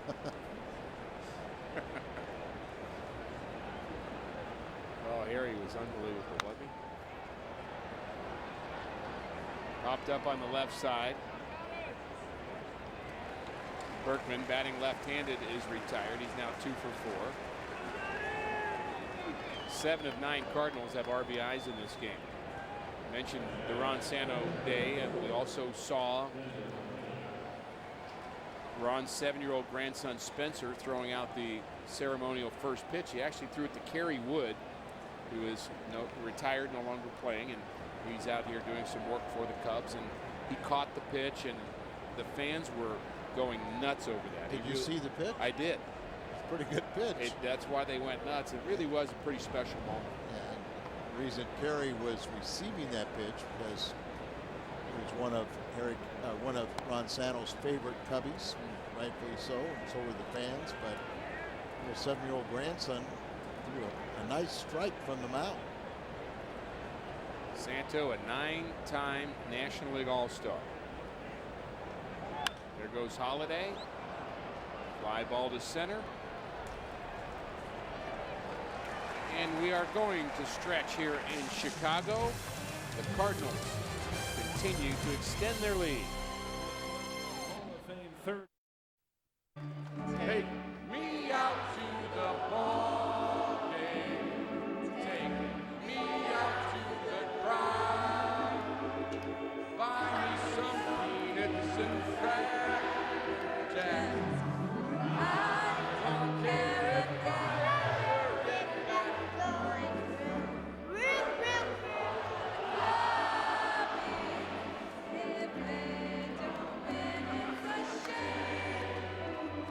It's 1, 2, 3 strikes, you're out at the old.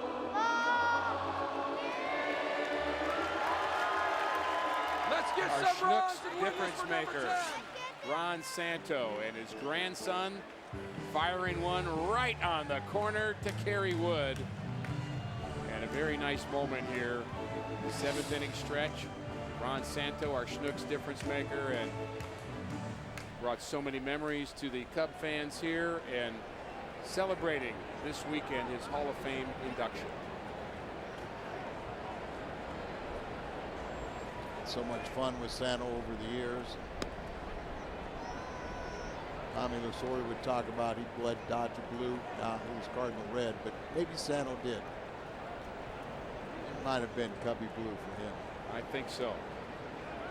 Barrett Browning, second left-hander out of the pen for the Cardinals. Good slider to Valbuena. He's 0 for his last 18. He did walk and then was caught stealing in a bizarre moment. That happened in the 4th inning of this game. Cardinals leading by 3.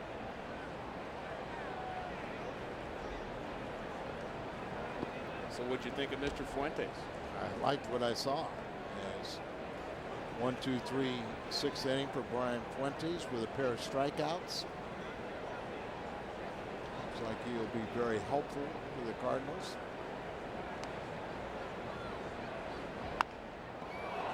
Up the middle for Call has it. Now over his last 19 is Valbuena. Hit that ball well. Browning, a AAA All-Star, the lone representative for Memphis, and good to see that the Cardinals chose to go with 3 lefties when they brought up Fuentes, and there's no reason to penalize Browning. So Call using his range up the middle, able to help out his lefty. You could make a case for Barrett Browning being the guy that has stabilized the Cardinals bullpen. He came in, started getting outs, making it look easy. He's only given up 3 hits, but I think he's given up 2 or 3 runs, and those runs were scored after he had left the ball game.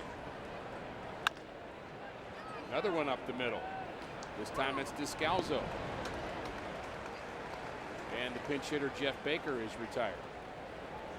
More than 440,000 Americans die each year from smoking-related illnesses, including cancer, heart disease, and stroke. 10,000 in Missouri alone. Call the Missouri Tobacco Quit Line to quit now. 1-800-QUIT-NOW.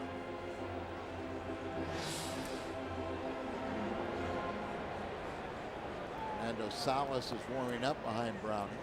Thought he had the day off.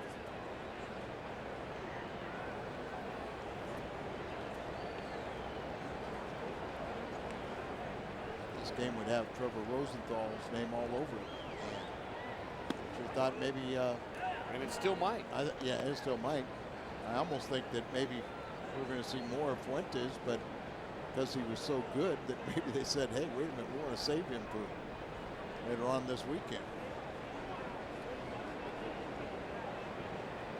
Boggs and Mott have pitched in the last 2 games. Salas pitched on Wednesday and on Monday.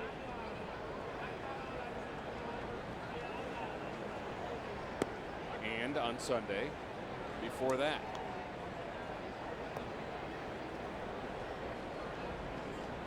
And you need more rest usually for a pitcher like Salas because he tends to go more than just an inning or a couple of batters. He's kind of a 2-inning guy at times. Discussion with Dyer Miller, a longtime pitching coordinator and pitching coach of the minor leagues, said they had gotten away from the closers in the minor leagues throwing more than 1 inning, and part of that would be in preparation. Say a guy, especially in AAA, maybe closing in AAA, but he's not going to come up here and close, and he's probably going to have to pitch more than 1 inning. Very good inning. 3 ground balls for Barrett Browning. He just continues to make it look easy. 9-6 St. Louis.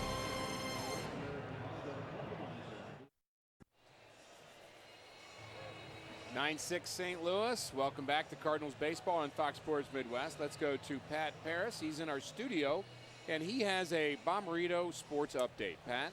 Ricky, thanks very much. The Cardinals opening play 3.5 games behind the Pirates and 1.5 games behind the Braves in the wild card hunt. The Buccos again facing the Astros in Houston tonight. Jeff Karsten's on the mound. Wandy Rodriguez will make his Pirates debut tomorrow. Ricky, Al, back to you in the Windy City. Thanks, Pat, and we will be scoreboard watching the rest of the season, I would say. Of course, it's still early, but it's fun to do. Pirates and Cincinnati Reds have been very good competition for St. Louis this year, and I think that's going to be the case until the end of September. James Russell is the new pitcher for the Cubs. They'll face the left-handers Carpenter and Descalzo to lead off the Cardinals' 8th. James Russell is pitching very, very well until he ran into the Cardinals last Saturday night. He started the 12-run 7th inning, and he allowed 6 earned runs in 2/3 of an inning.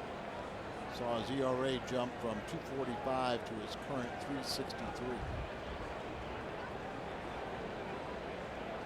14th round in the 2007 draft by the Cubbies. His dad Jeff was a longtime major league.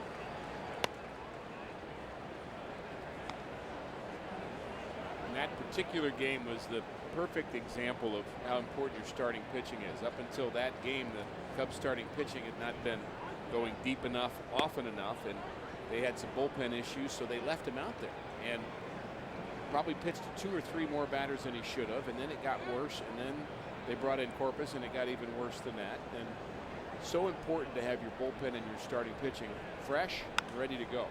I was kidding, talking with Jamie Quirk, one of the coaches for the Cubs, and Joe Mather said, I thought you were going to get in that game. I thought we'd see you on the mound pitching. And he shared with me, he said, and Jamie said, I had a dream last night that I was going to pitch. And I said, all right, we hope we see you today. Well, I did. And the way this game started, Joe Mather was maybe going to pitch in this game.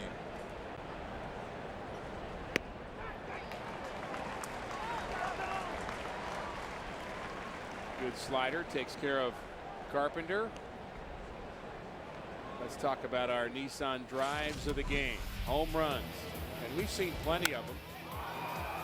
This one's Carpenter. No, this one's Molina. We're going to get to Carpenter sooner or later. There's so many. That one's Carpenter. And then Alan Craig. 5 home runs in 5 innings, Al. And that is very, very unusual. First time in the history of the Cardinals, right? You bet. Last time it was Houston against Colorado. Wonder if Holiday was, or not, Berkman was part of that. I bet he was. Probably was.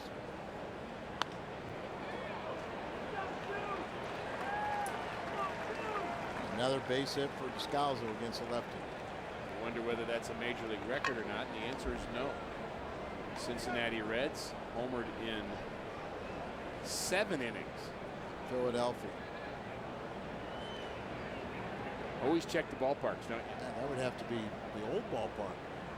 If it was 99. Right? For a while, this game's not over, but my theory that it's almost an automatic win when you score in 4 innings or more. Cardinals are trying to help me prove that stat. They're 16-2 prior to today when they score in 4 innings or more. Skip Schumacher late on a fastball as he is pinch hitting here in the 8th inning. Skip 4 for 15 as a pinch hitter. 317 average. In that 7th inning we were talking about, he hit not only a double and a triple.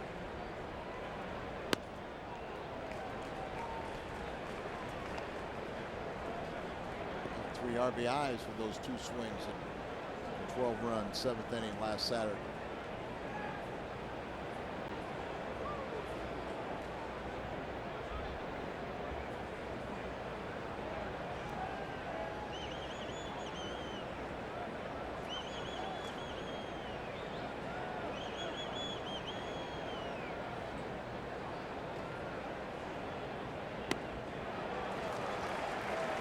Tough at bat for Schumacher.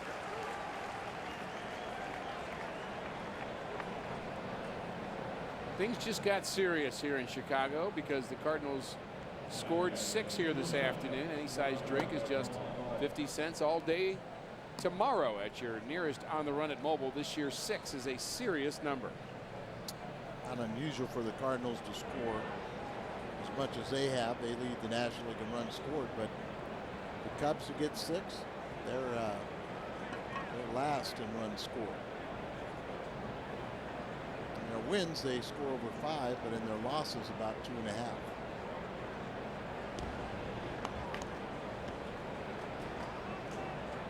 Talked a lot about the Cardinals offense all season long. They've been #1 in batting average, up there in home runs, runs scored, and we've seen of late the Cardinals ERA continue to jump. And the Cardinals now 6th in the National League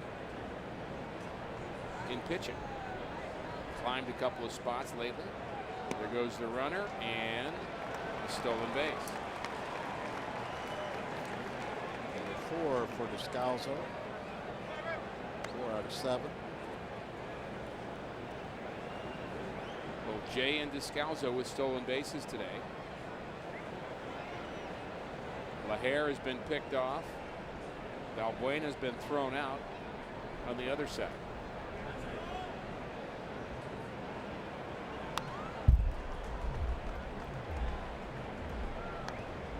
Ball 0 for 4 and trying to hit about 4 home runs with one swing. He does. I don't think he can help himself from the right side. The right side, you know, he is his power side. That's his natural side, but swing under control.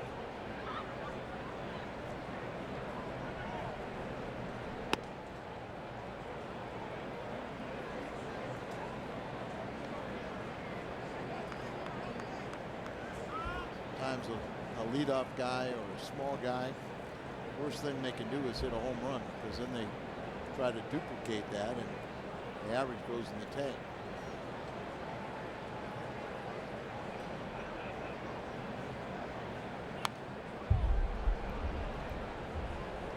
Cardinals are 1-2 at Wrigley this year.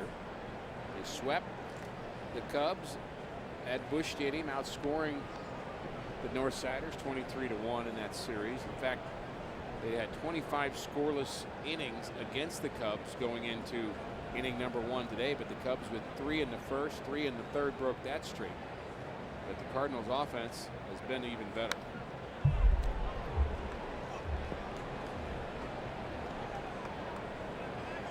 Swinging hard, but a little more controlled. Fouling off a couple pitches. And we want to extend a happy birthday to Helen Shackman, 90 years old today. Big Cardinals fan. Her kids passing along that hello. Glad you're with us. There's the Hall of Famer, Bernie Federico. I wonder if he caught one of those home runs. He's capable, but I don't think he was going to. Definitely capable.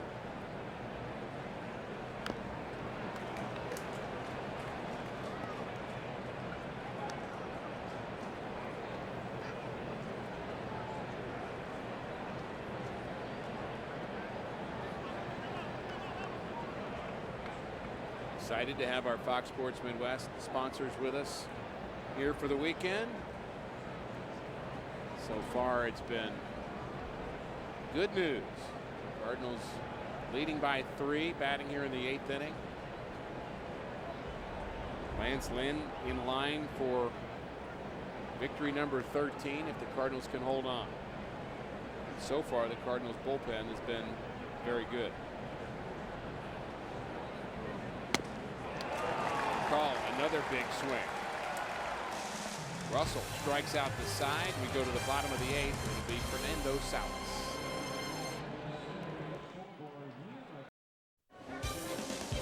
Cardinals baseball on Fox Sports Midwest is brought to you by Bud Light Lime. Summer is calling.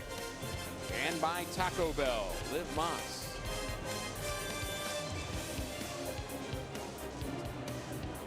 Cardinal fans enjoying their day at Wrigley. Good food, good rivalry, and good baseball.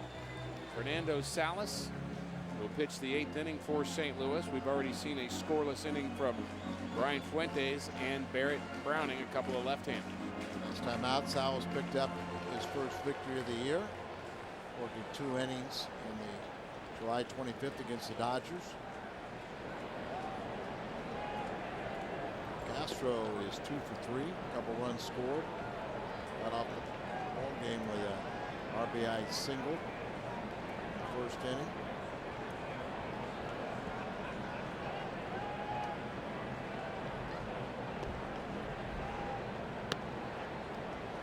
Strike 1 from Salas. Jed Hoyer, the general manager, and Theo Epstein, the president, came in here and said, well, we're going to do a total redo.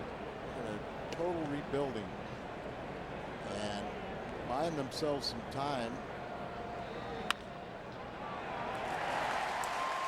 And one of the guys they're going to build around is this young shortstop Castro. And Rizzo, who's coming up. But, you know, Ricky, it's tough enough when they're talking about 2014-15 is when they're projecting that, you start looking for improvement. The minor league system is pretty bare. And when you're trying to trade major league talent and getting players 2 or 3 years projected out, how many times have we heard about guys in A-ball and you never hear about them after A-ball? That's really tough to try and get such young talent, see how they project out 3 or 4 years down the road. Tough enough trying to get major league ready talent. And very tough to stay committed to the philosophy of we're going to try to be good 3 years from now. There's so many pressures to say, well, what about now? Part of the pressure is going to come from the manager who wants to keep his job. The fans who they want to keep coming into the ballpark.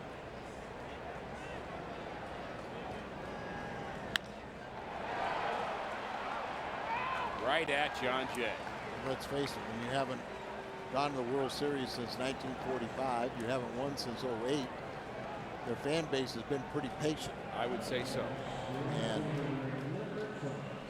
for all those years of drought, and here you see Rizzo, who they really like, right off the end of the bat, but carried well.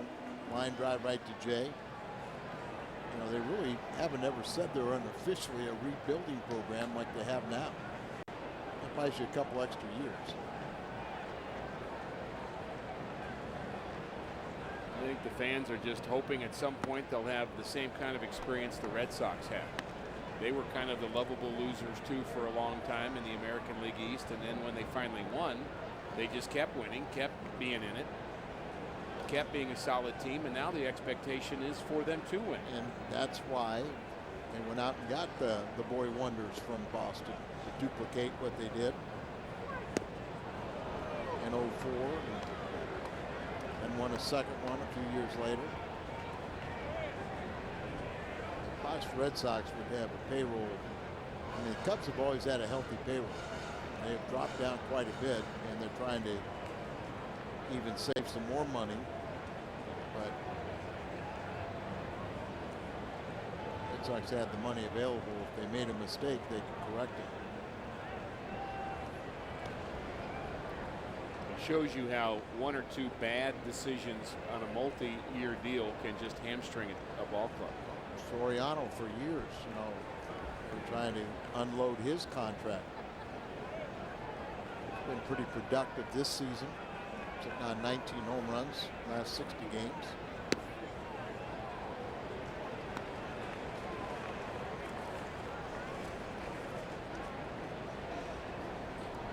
Talked about how much better he is defensively.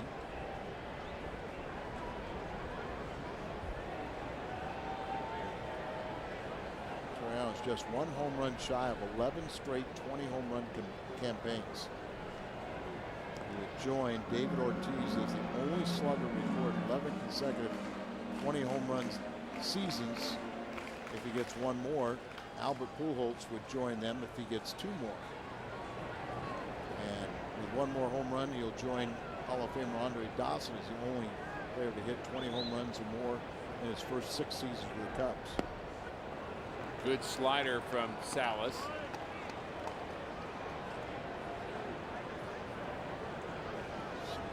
Seems like he's got a little more patience and not chasing the breaking ball out of the strike zone like we've seen him so much in the past. Certainly the pitch he's vulnerable to. 2-2 the count now.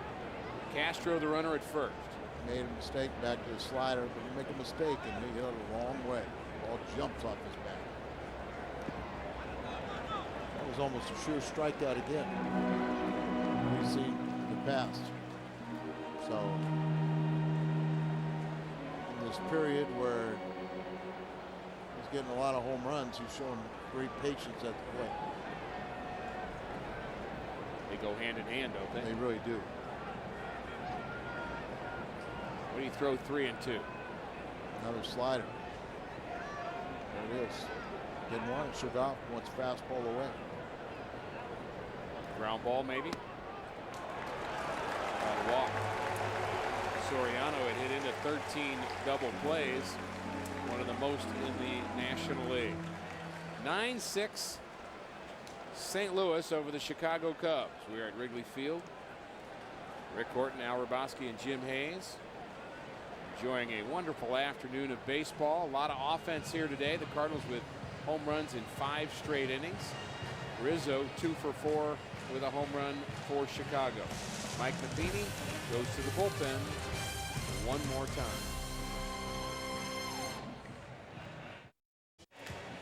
Mike Matheny has now used all 3 of his left-handers here this afternoon.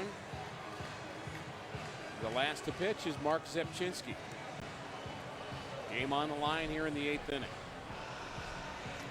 Scrabble is much more effective right now, pitching more ahead in the count. And his bread and butter pitch, his slider, has had more tilt. A lot better, but boy, Salas, you just can't walk a guy to bring up the potential tying run late in the ball game when it's been one of those kind of days. Base hits happen, but that was a careless walk by Salas. No question.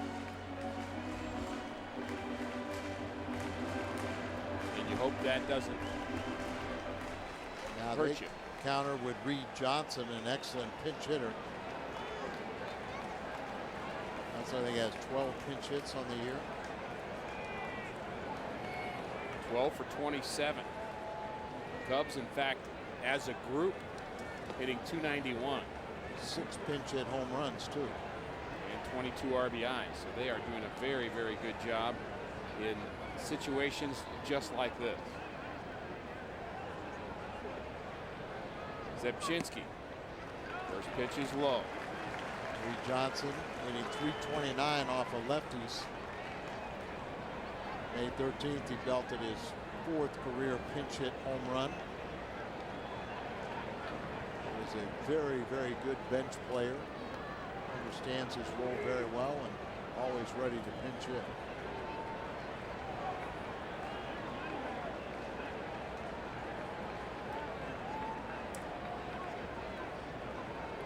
Double play would be nice. Ball hit hard to center field. Jay back again. And he makes the play in the warning track. That ball hit very hard. Another good pinch hit at bat for Reed Johnson. But this one produces an out and sends Castro from second to third. In this ballpark, you can get away if you can make him hit the ball to dead center field. Probably caught a little more of the plate than he wanted, but because it was up and away, he hits it to center field, and there's a lot of room out there. John Jacob tracking down with the best of them.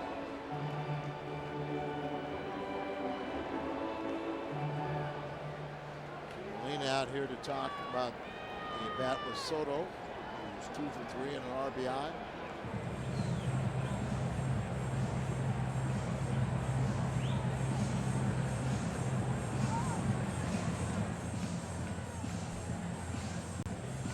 Cardinals playing 3 straight opponents with records under 500, including the Cubs.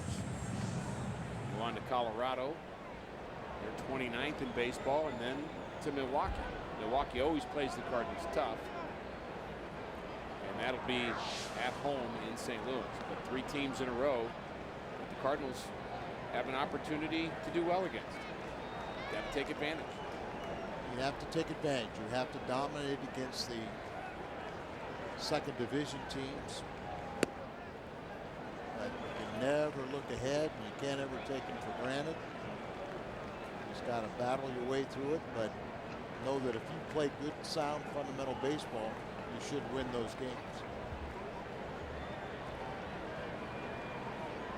Soto, another key spot in this game. Cardinals hanging on to a 9-6 lead. Zepchinski working here in the bottom of the 8th inning. Castro's the runner at third, Soriano at first, and Soto represents the tying run at the plate for Chicago. The pitch. Good sinking action from Zepchinski. His velocity has gotten a little better too, but You know, you've seen like a lot more movement on his sinker, his better tilt on the slider. For some reason, he said he just had stopped throwing it, hard, the slider, and it gets kind of flattened out on him. Line drive to center. John Jay has it again. On to the ninth. Cardinals lead at 9-6 as we head to the ninth in the friendly confines. Coming up after the game on the post-game edition of Missouri Lottery Cardinals Live, Pat Paris, Cal Eldred are back in studio. The Cardinals break out the long ball. They'll recap the Cardinal power surge, a rough one for Lance Lynn. They'll break down his afternoon, and we'll get Mike Matheny's post-game thoughts. Guys, Mike has to like the way this one's going today. To this point, we send it back to you. Thanks, Jim. And Mike Matheny has been around long enough to know that no lead is safe at Wrigley Field. But so far, so good. His club up by 3. And be interesting to see the guys in the post-game break down this power surge that we've seen from the Cardinals, because it certainly has improved. They had a drought, Al, for a while, but certainly have brought the power here to Wrigley today. No doubt. And Sean Camp will take over. 49th appearance, so he's been busy, and somehow he missed the entire St. Louis series. Did not make an appearance there. Retired 35 of the 48 first batters faced.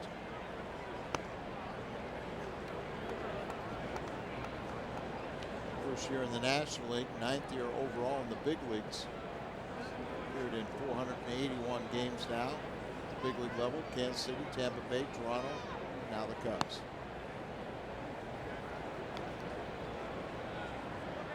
John Jay does not have a hit in this game. He has scored a run after being hit by a pitch in the 7th inning, but his contribution came defensively.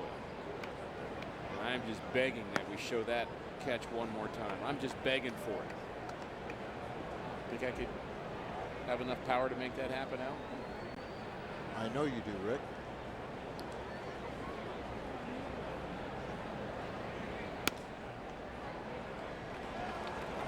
John Jay walks, and oh boy, I get to see it again. John Jay tumbling in center field after a long run. It's on the bat of Anthony Rizzo, a left-handed batter, and you saw it almost sliced away from him. But and I like what you said about, you understand the warning tracks there, and it's not exactly close to the wall, but you're running at full speed for what, 20, 30 yards, and you know there's a wall there that's made of brick. Boston Ivy is your only patty. And you're going to dive right towards that wall made of brick. I don't care if you're 10 feet away from it. It feels like you're right on top of it. So he made a very, very good play. We've seen him get hurt in center field this year. Just got picked off. Yes, he did. Second time we've had a runner picked off in this game.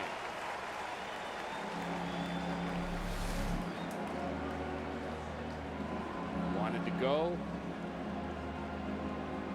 Will not get his chance.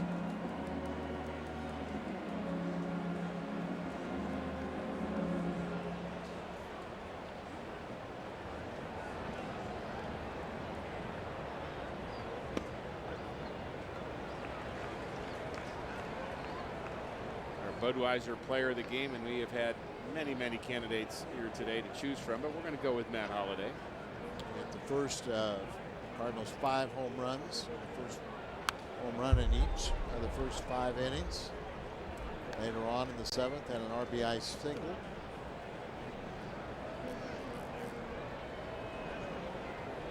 John Jay and Rafael Furcal, the only Cardinals without RBIs, including the pitcher Lance Lynn. And one good way to celebrate being named the Budweiser player of the game is to get another hit, Matt.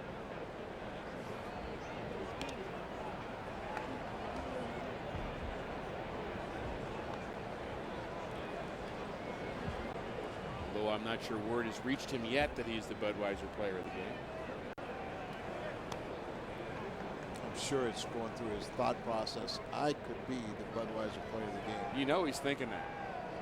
You know he's thinking that.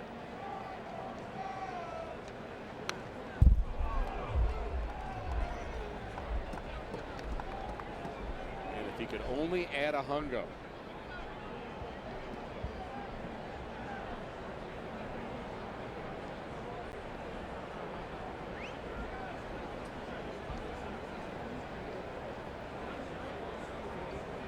Two and two the count to Matt Holliday in the Cardinals' ninth. Now 3-2.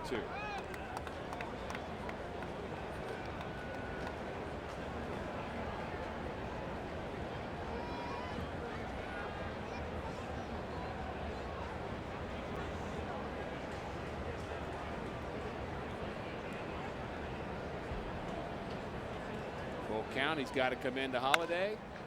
And Matt Holliday celebrates being the Budweiser player of the game by picking up another hit.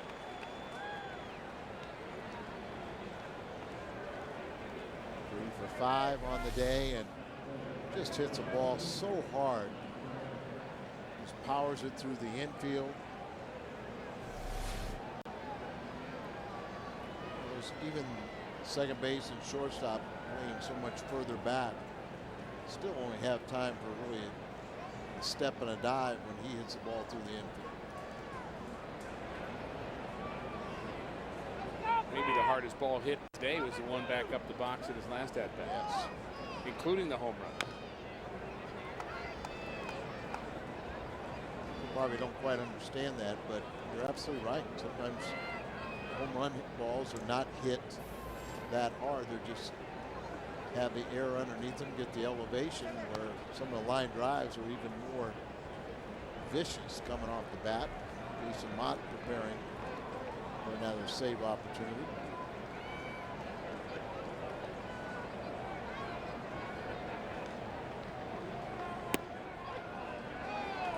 Almost double figures in hits, and they do the same in runs. And not to get overly negative on the pickoff of John Jay, but you mentioned earlier that you don't like playing the infield in Wrigley. You also don't want to lose any outs on the base paths in Wrigley either. I think that's understandable any place. Yeah. Especially when you already have 3-run lead. Ground ball to third. Backpedaling is Valbuena. The second for one. On to first. Well turned as Barney gets out of the way of a hard sliding Matt Holliday. There's Jason Mott. He would like to pick up save number 23 here at Wrigley. We'll find out if he can do it after this. St. Louis Cardinals offense made history here at Wrigley Field today, homering in the first 5 innings. Holliday, Molina, Berkman, Carpenter, and Craig, 4 of them solo shots. Cardinals offense very, very good again today. 10 hits for St. Louis. Jason Mott will pitch the bottom of the 9th, looking for the save. 40th appearance, looking for save number 23. Got the save yesterday, number 22, with striking out the side in the 9th.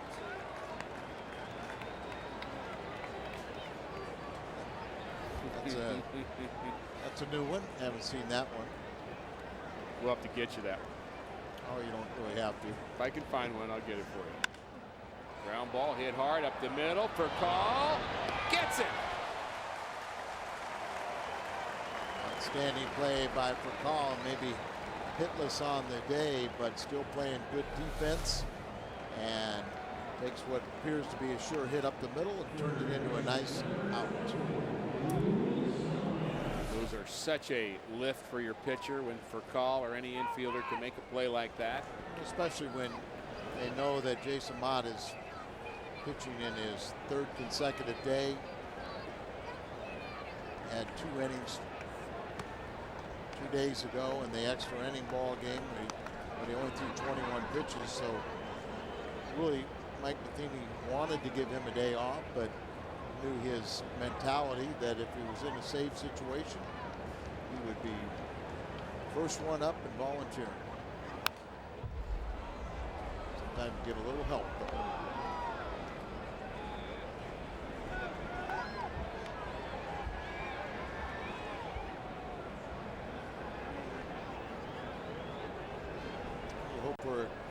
exhibition inning, so it doesn't take that much toll on your body.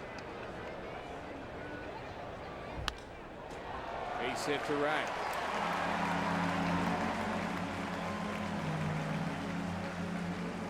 Pittsburgh at Houston tonight. The Reds at Colorado. And we'll be keeping an eye on those scores tonight. This copyrighted telecast here is presented by the authority of the St. Louis Cardinals and may not be reproduced or retransmitted in any form. And the accounts and descriptions of this game may not be disseminated without the express written consent of the St. Louis Cardinals. Well, Mather will pinch hit here, former Cardinal, and was involved in got the key hit in a walk-off victory earlier this season here in Chicago. Valbuena breaks an 0 for 19.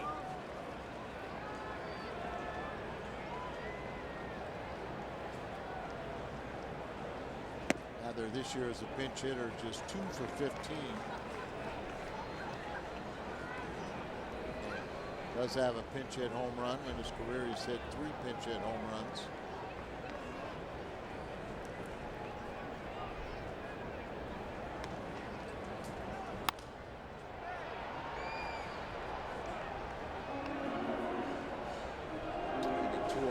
Off of right-handers. Has hit very well with 2 outs, 357 average, but just 1 out here. Should have saved him. But it doesn't always work that way. Mott delivers. Jams Mather. Right in on his fist. Fouls it straight back. 1-2. This is where Mott has that little wrinkle to go along with that fastball. Yeah, the cutter, and maybe a good day when you're lost a little velocity in your fastball, thrown so much that becomes effective pitch. Joe Mather, good friends with many of the Cardinals, former farmhand, and just a shame that throughout his minor league days, he was always had that wrist injury. Kept having surgery about 3 years. And did he go? Yes, he did, says the home plate umpire, Brian Knight. So Mather is a strikeout victim here in the 9th, and the Cubs are down to their last out. Is it a strike? Sure looked low, but I think they're saying he swung. It really looked like he broke the plane. Cardinals might have caught a break there. Mild argument from Mather, but I'm with you. It's not necessarily his nature. And I'm okay with the Cardinals catching a break.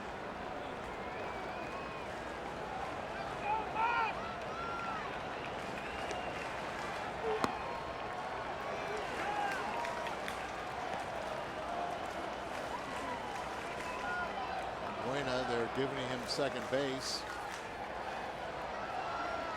Dave McKay had a little talk to him, might say go ahead and take it. Never know, just sometimes the ball hit up the middle. The only play they got is a force out at second. Now he takes it. Cardinals don't care about it. Fielder's indifference. And a 1-1 count to DeJesus. 6-game road trip has started here today at Wrigley.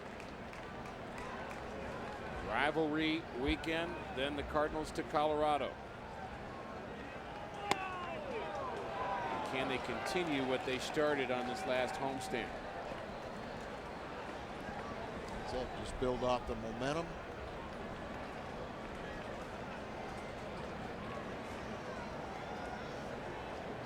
Back to the days of where you expect to win on a daily basis.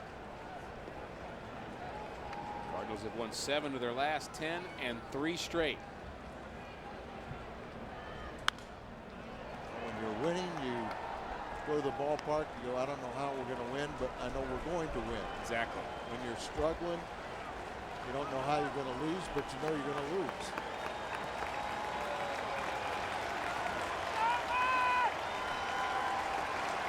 The folks in blue are clapping, and the folks in red. They just want something different to happen.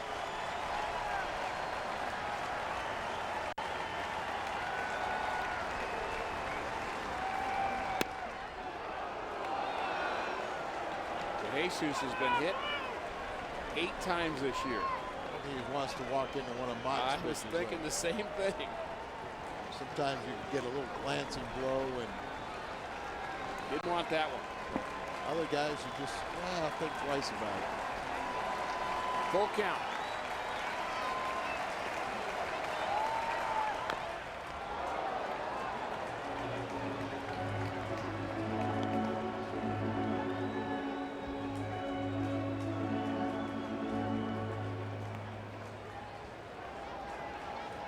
Ron Hunt lives in Wentzville, and Ron Hunt was a scary figure late in the ball game in a tight game because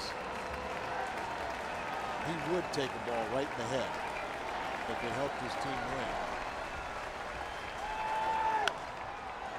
Fly ball to left. Holiday backs up a couple of steps, and he's got it. Jason Mott has closed it out. A Cardinal victory here at Wrigley Field. Oh, what a great team victory here. Lance Lynn didn't have his best stuff, but he survives. He wins his 13th ball game. Great work once again by the bullpen. Plenty of offense and a good way to start the road trip. Save number 23 for Mott. Lynn, the victor, don't go away. The Missouri Lottery Cardinals Live postgame show is next. Game is over, and what a game it was. Cardinals win big in the Windy City. Cal Eldred and I here to break it all down and get your week off started right on Missouri Lottery Cardinals Live. And Mr. Eldred, they got it started right. They did. Lance Lynn, not quite what we're used to seeing, but with all the home runs, as a matter of fact, one in the first 5 innings each for the Cardinals. Pretty awesome to watch. Is that a lot? I think it is. More from Cal coming up. Plus, after that 6-1 homestand, the Redbirds do hit the road on this Friday for a matinee at Wrigley. We'll break down game 1 of this weekend trifecta. Plus, Lance Lynn has dominated the Baby Bears this season. We'll tell you why it wasn't quite as dominating this time out. Take you inside the tiny little clubhouse at Wrigley Field for Mic'd Up and Cardinal player reaction. And it's Friday. Somebody's going home with a hungo. World Lumberjack Weekend kicks off today, so put on a flannel shirt, grab an axe, and pull up a stump. Missouri Lottery Cardinals Live is coming up next.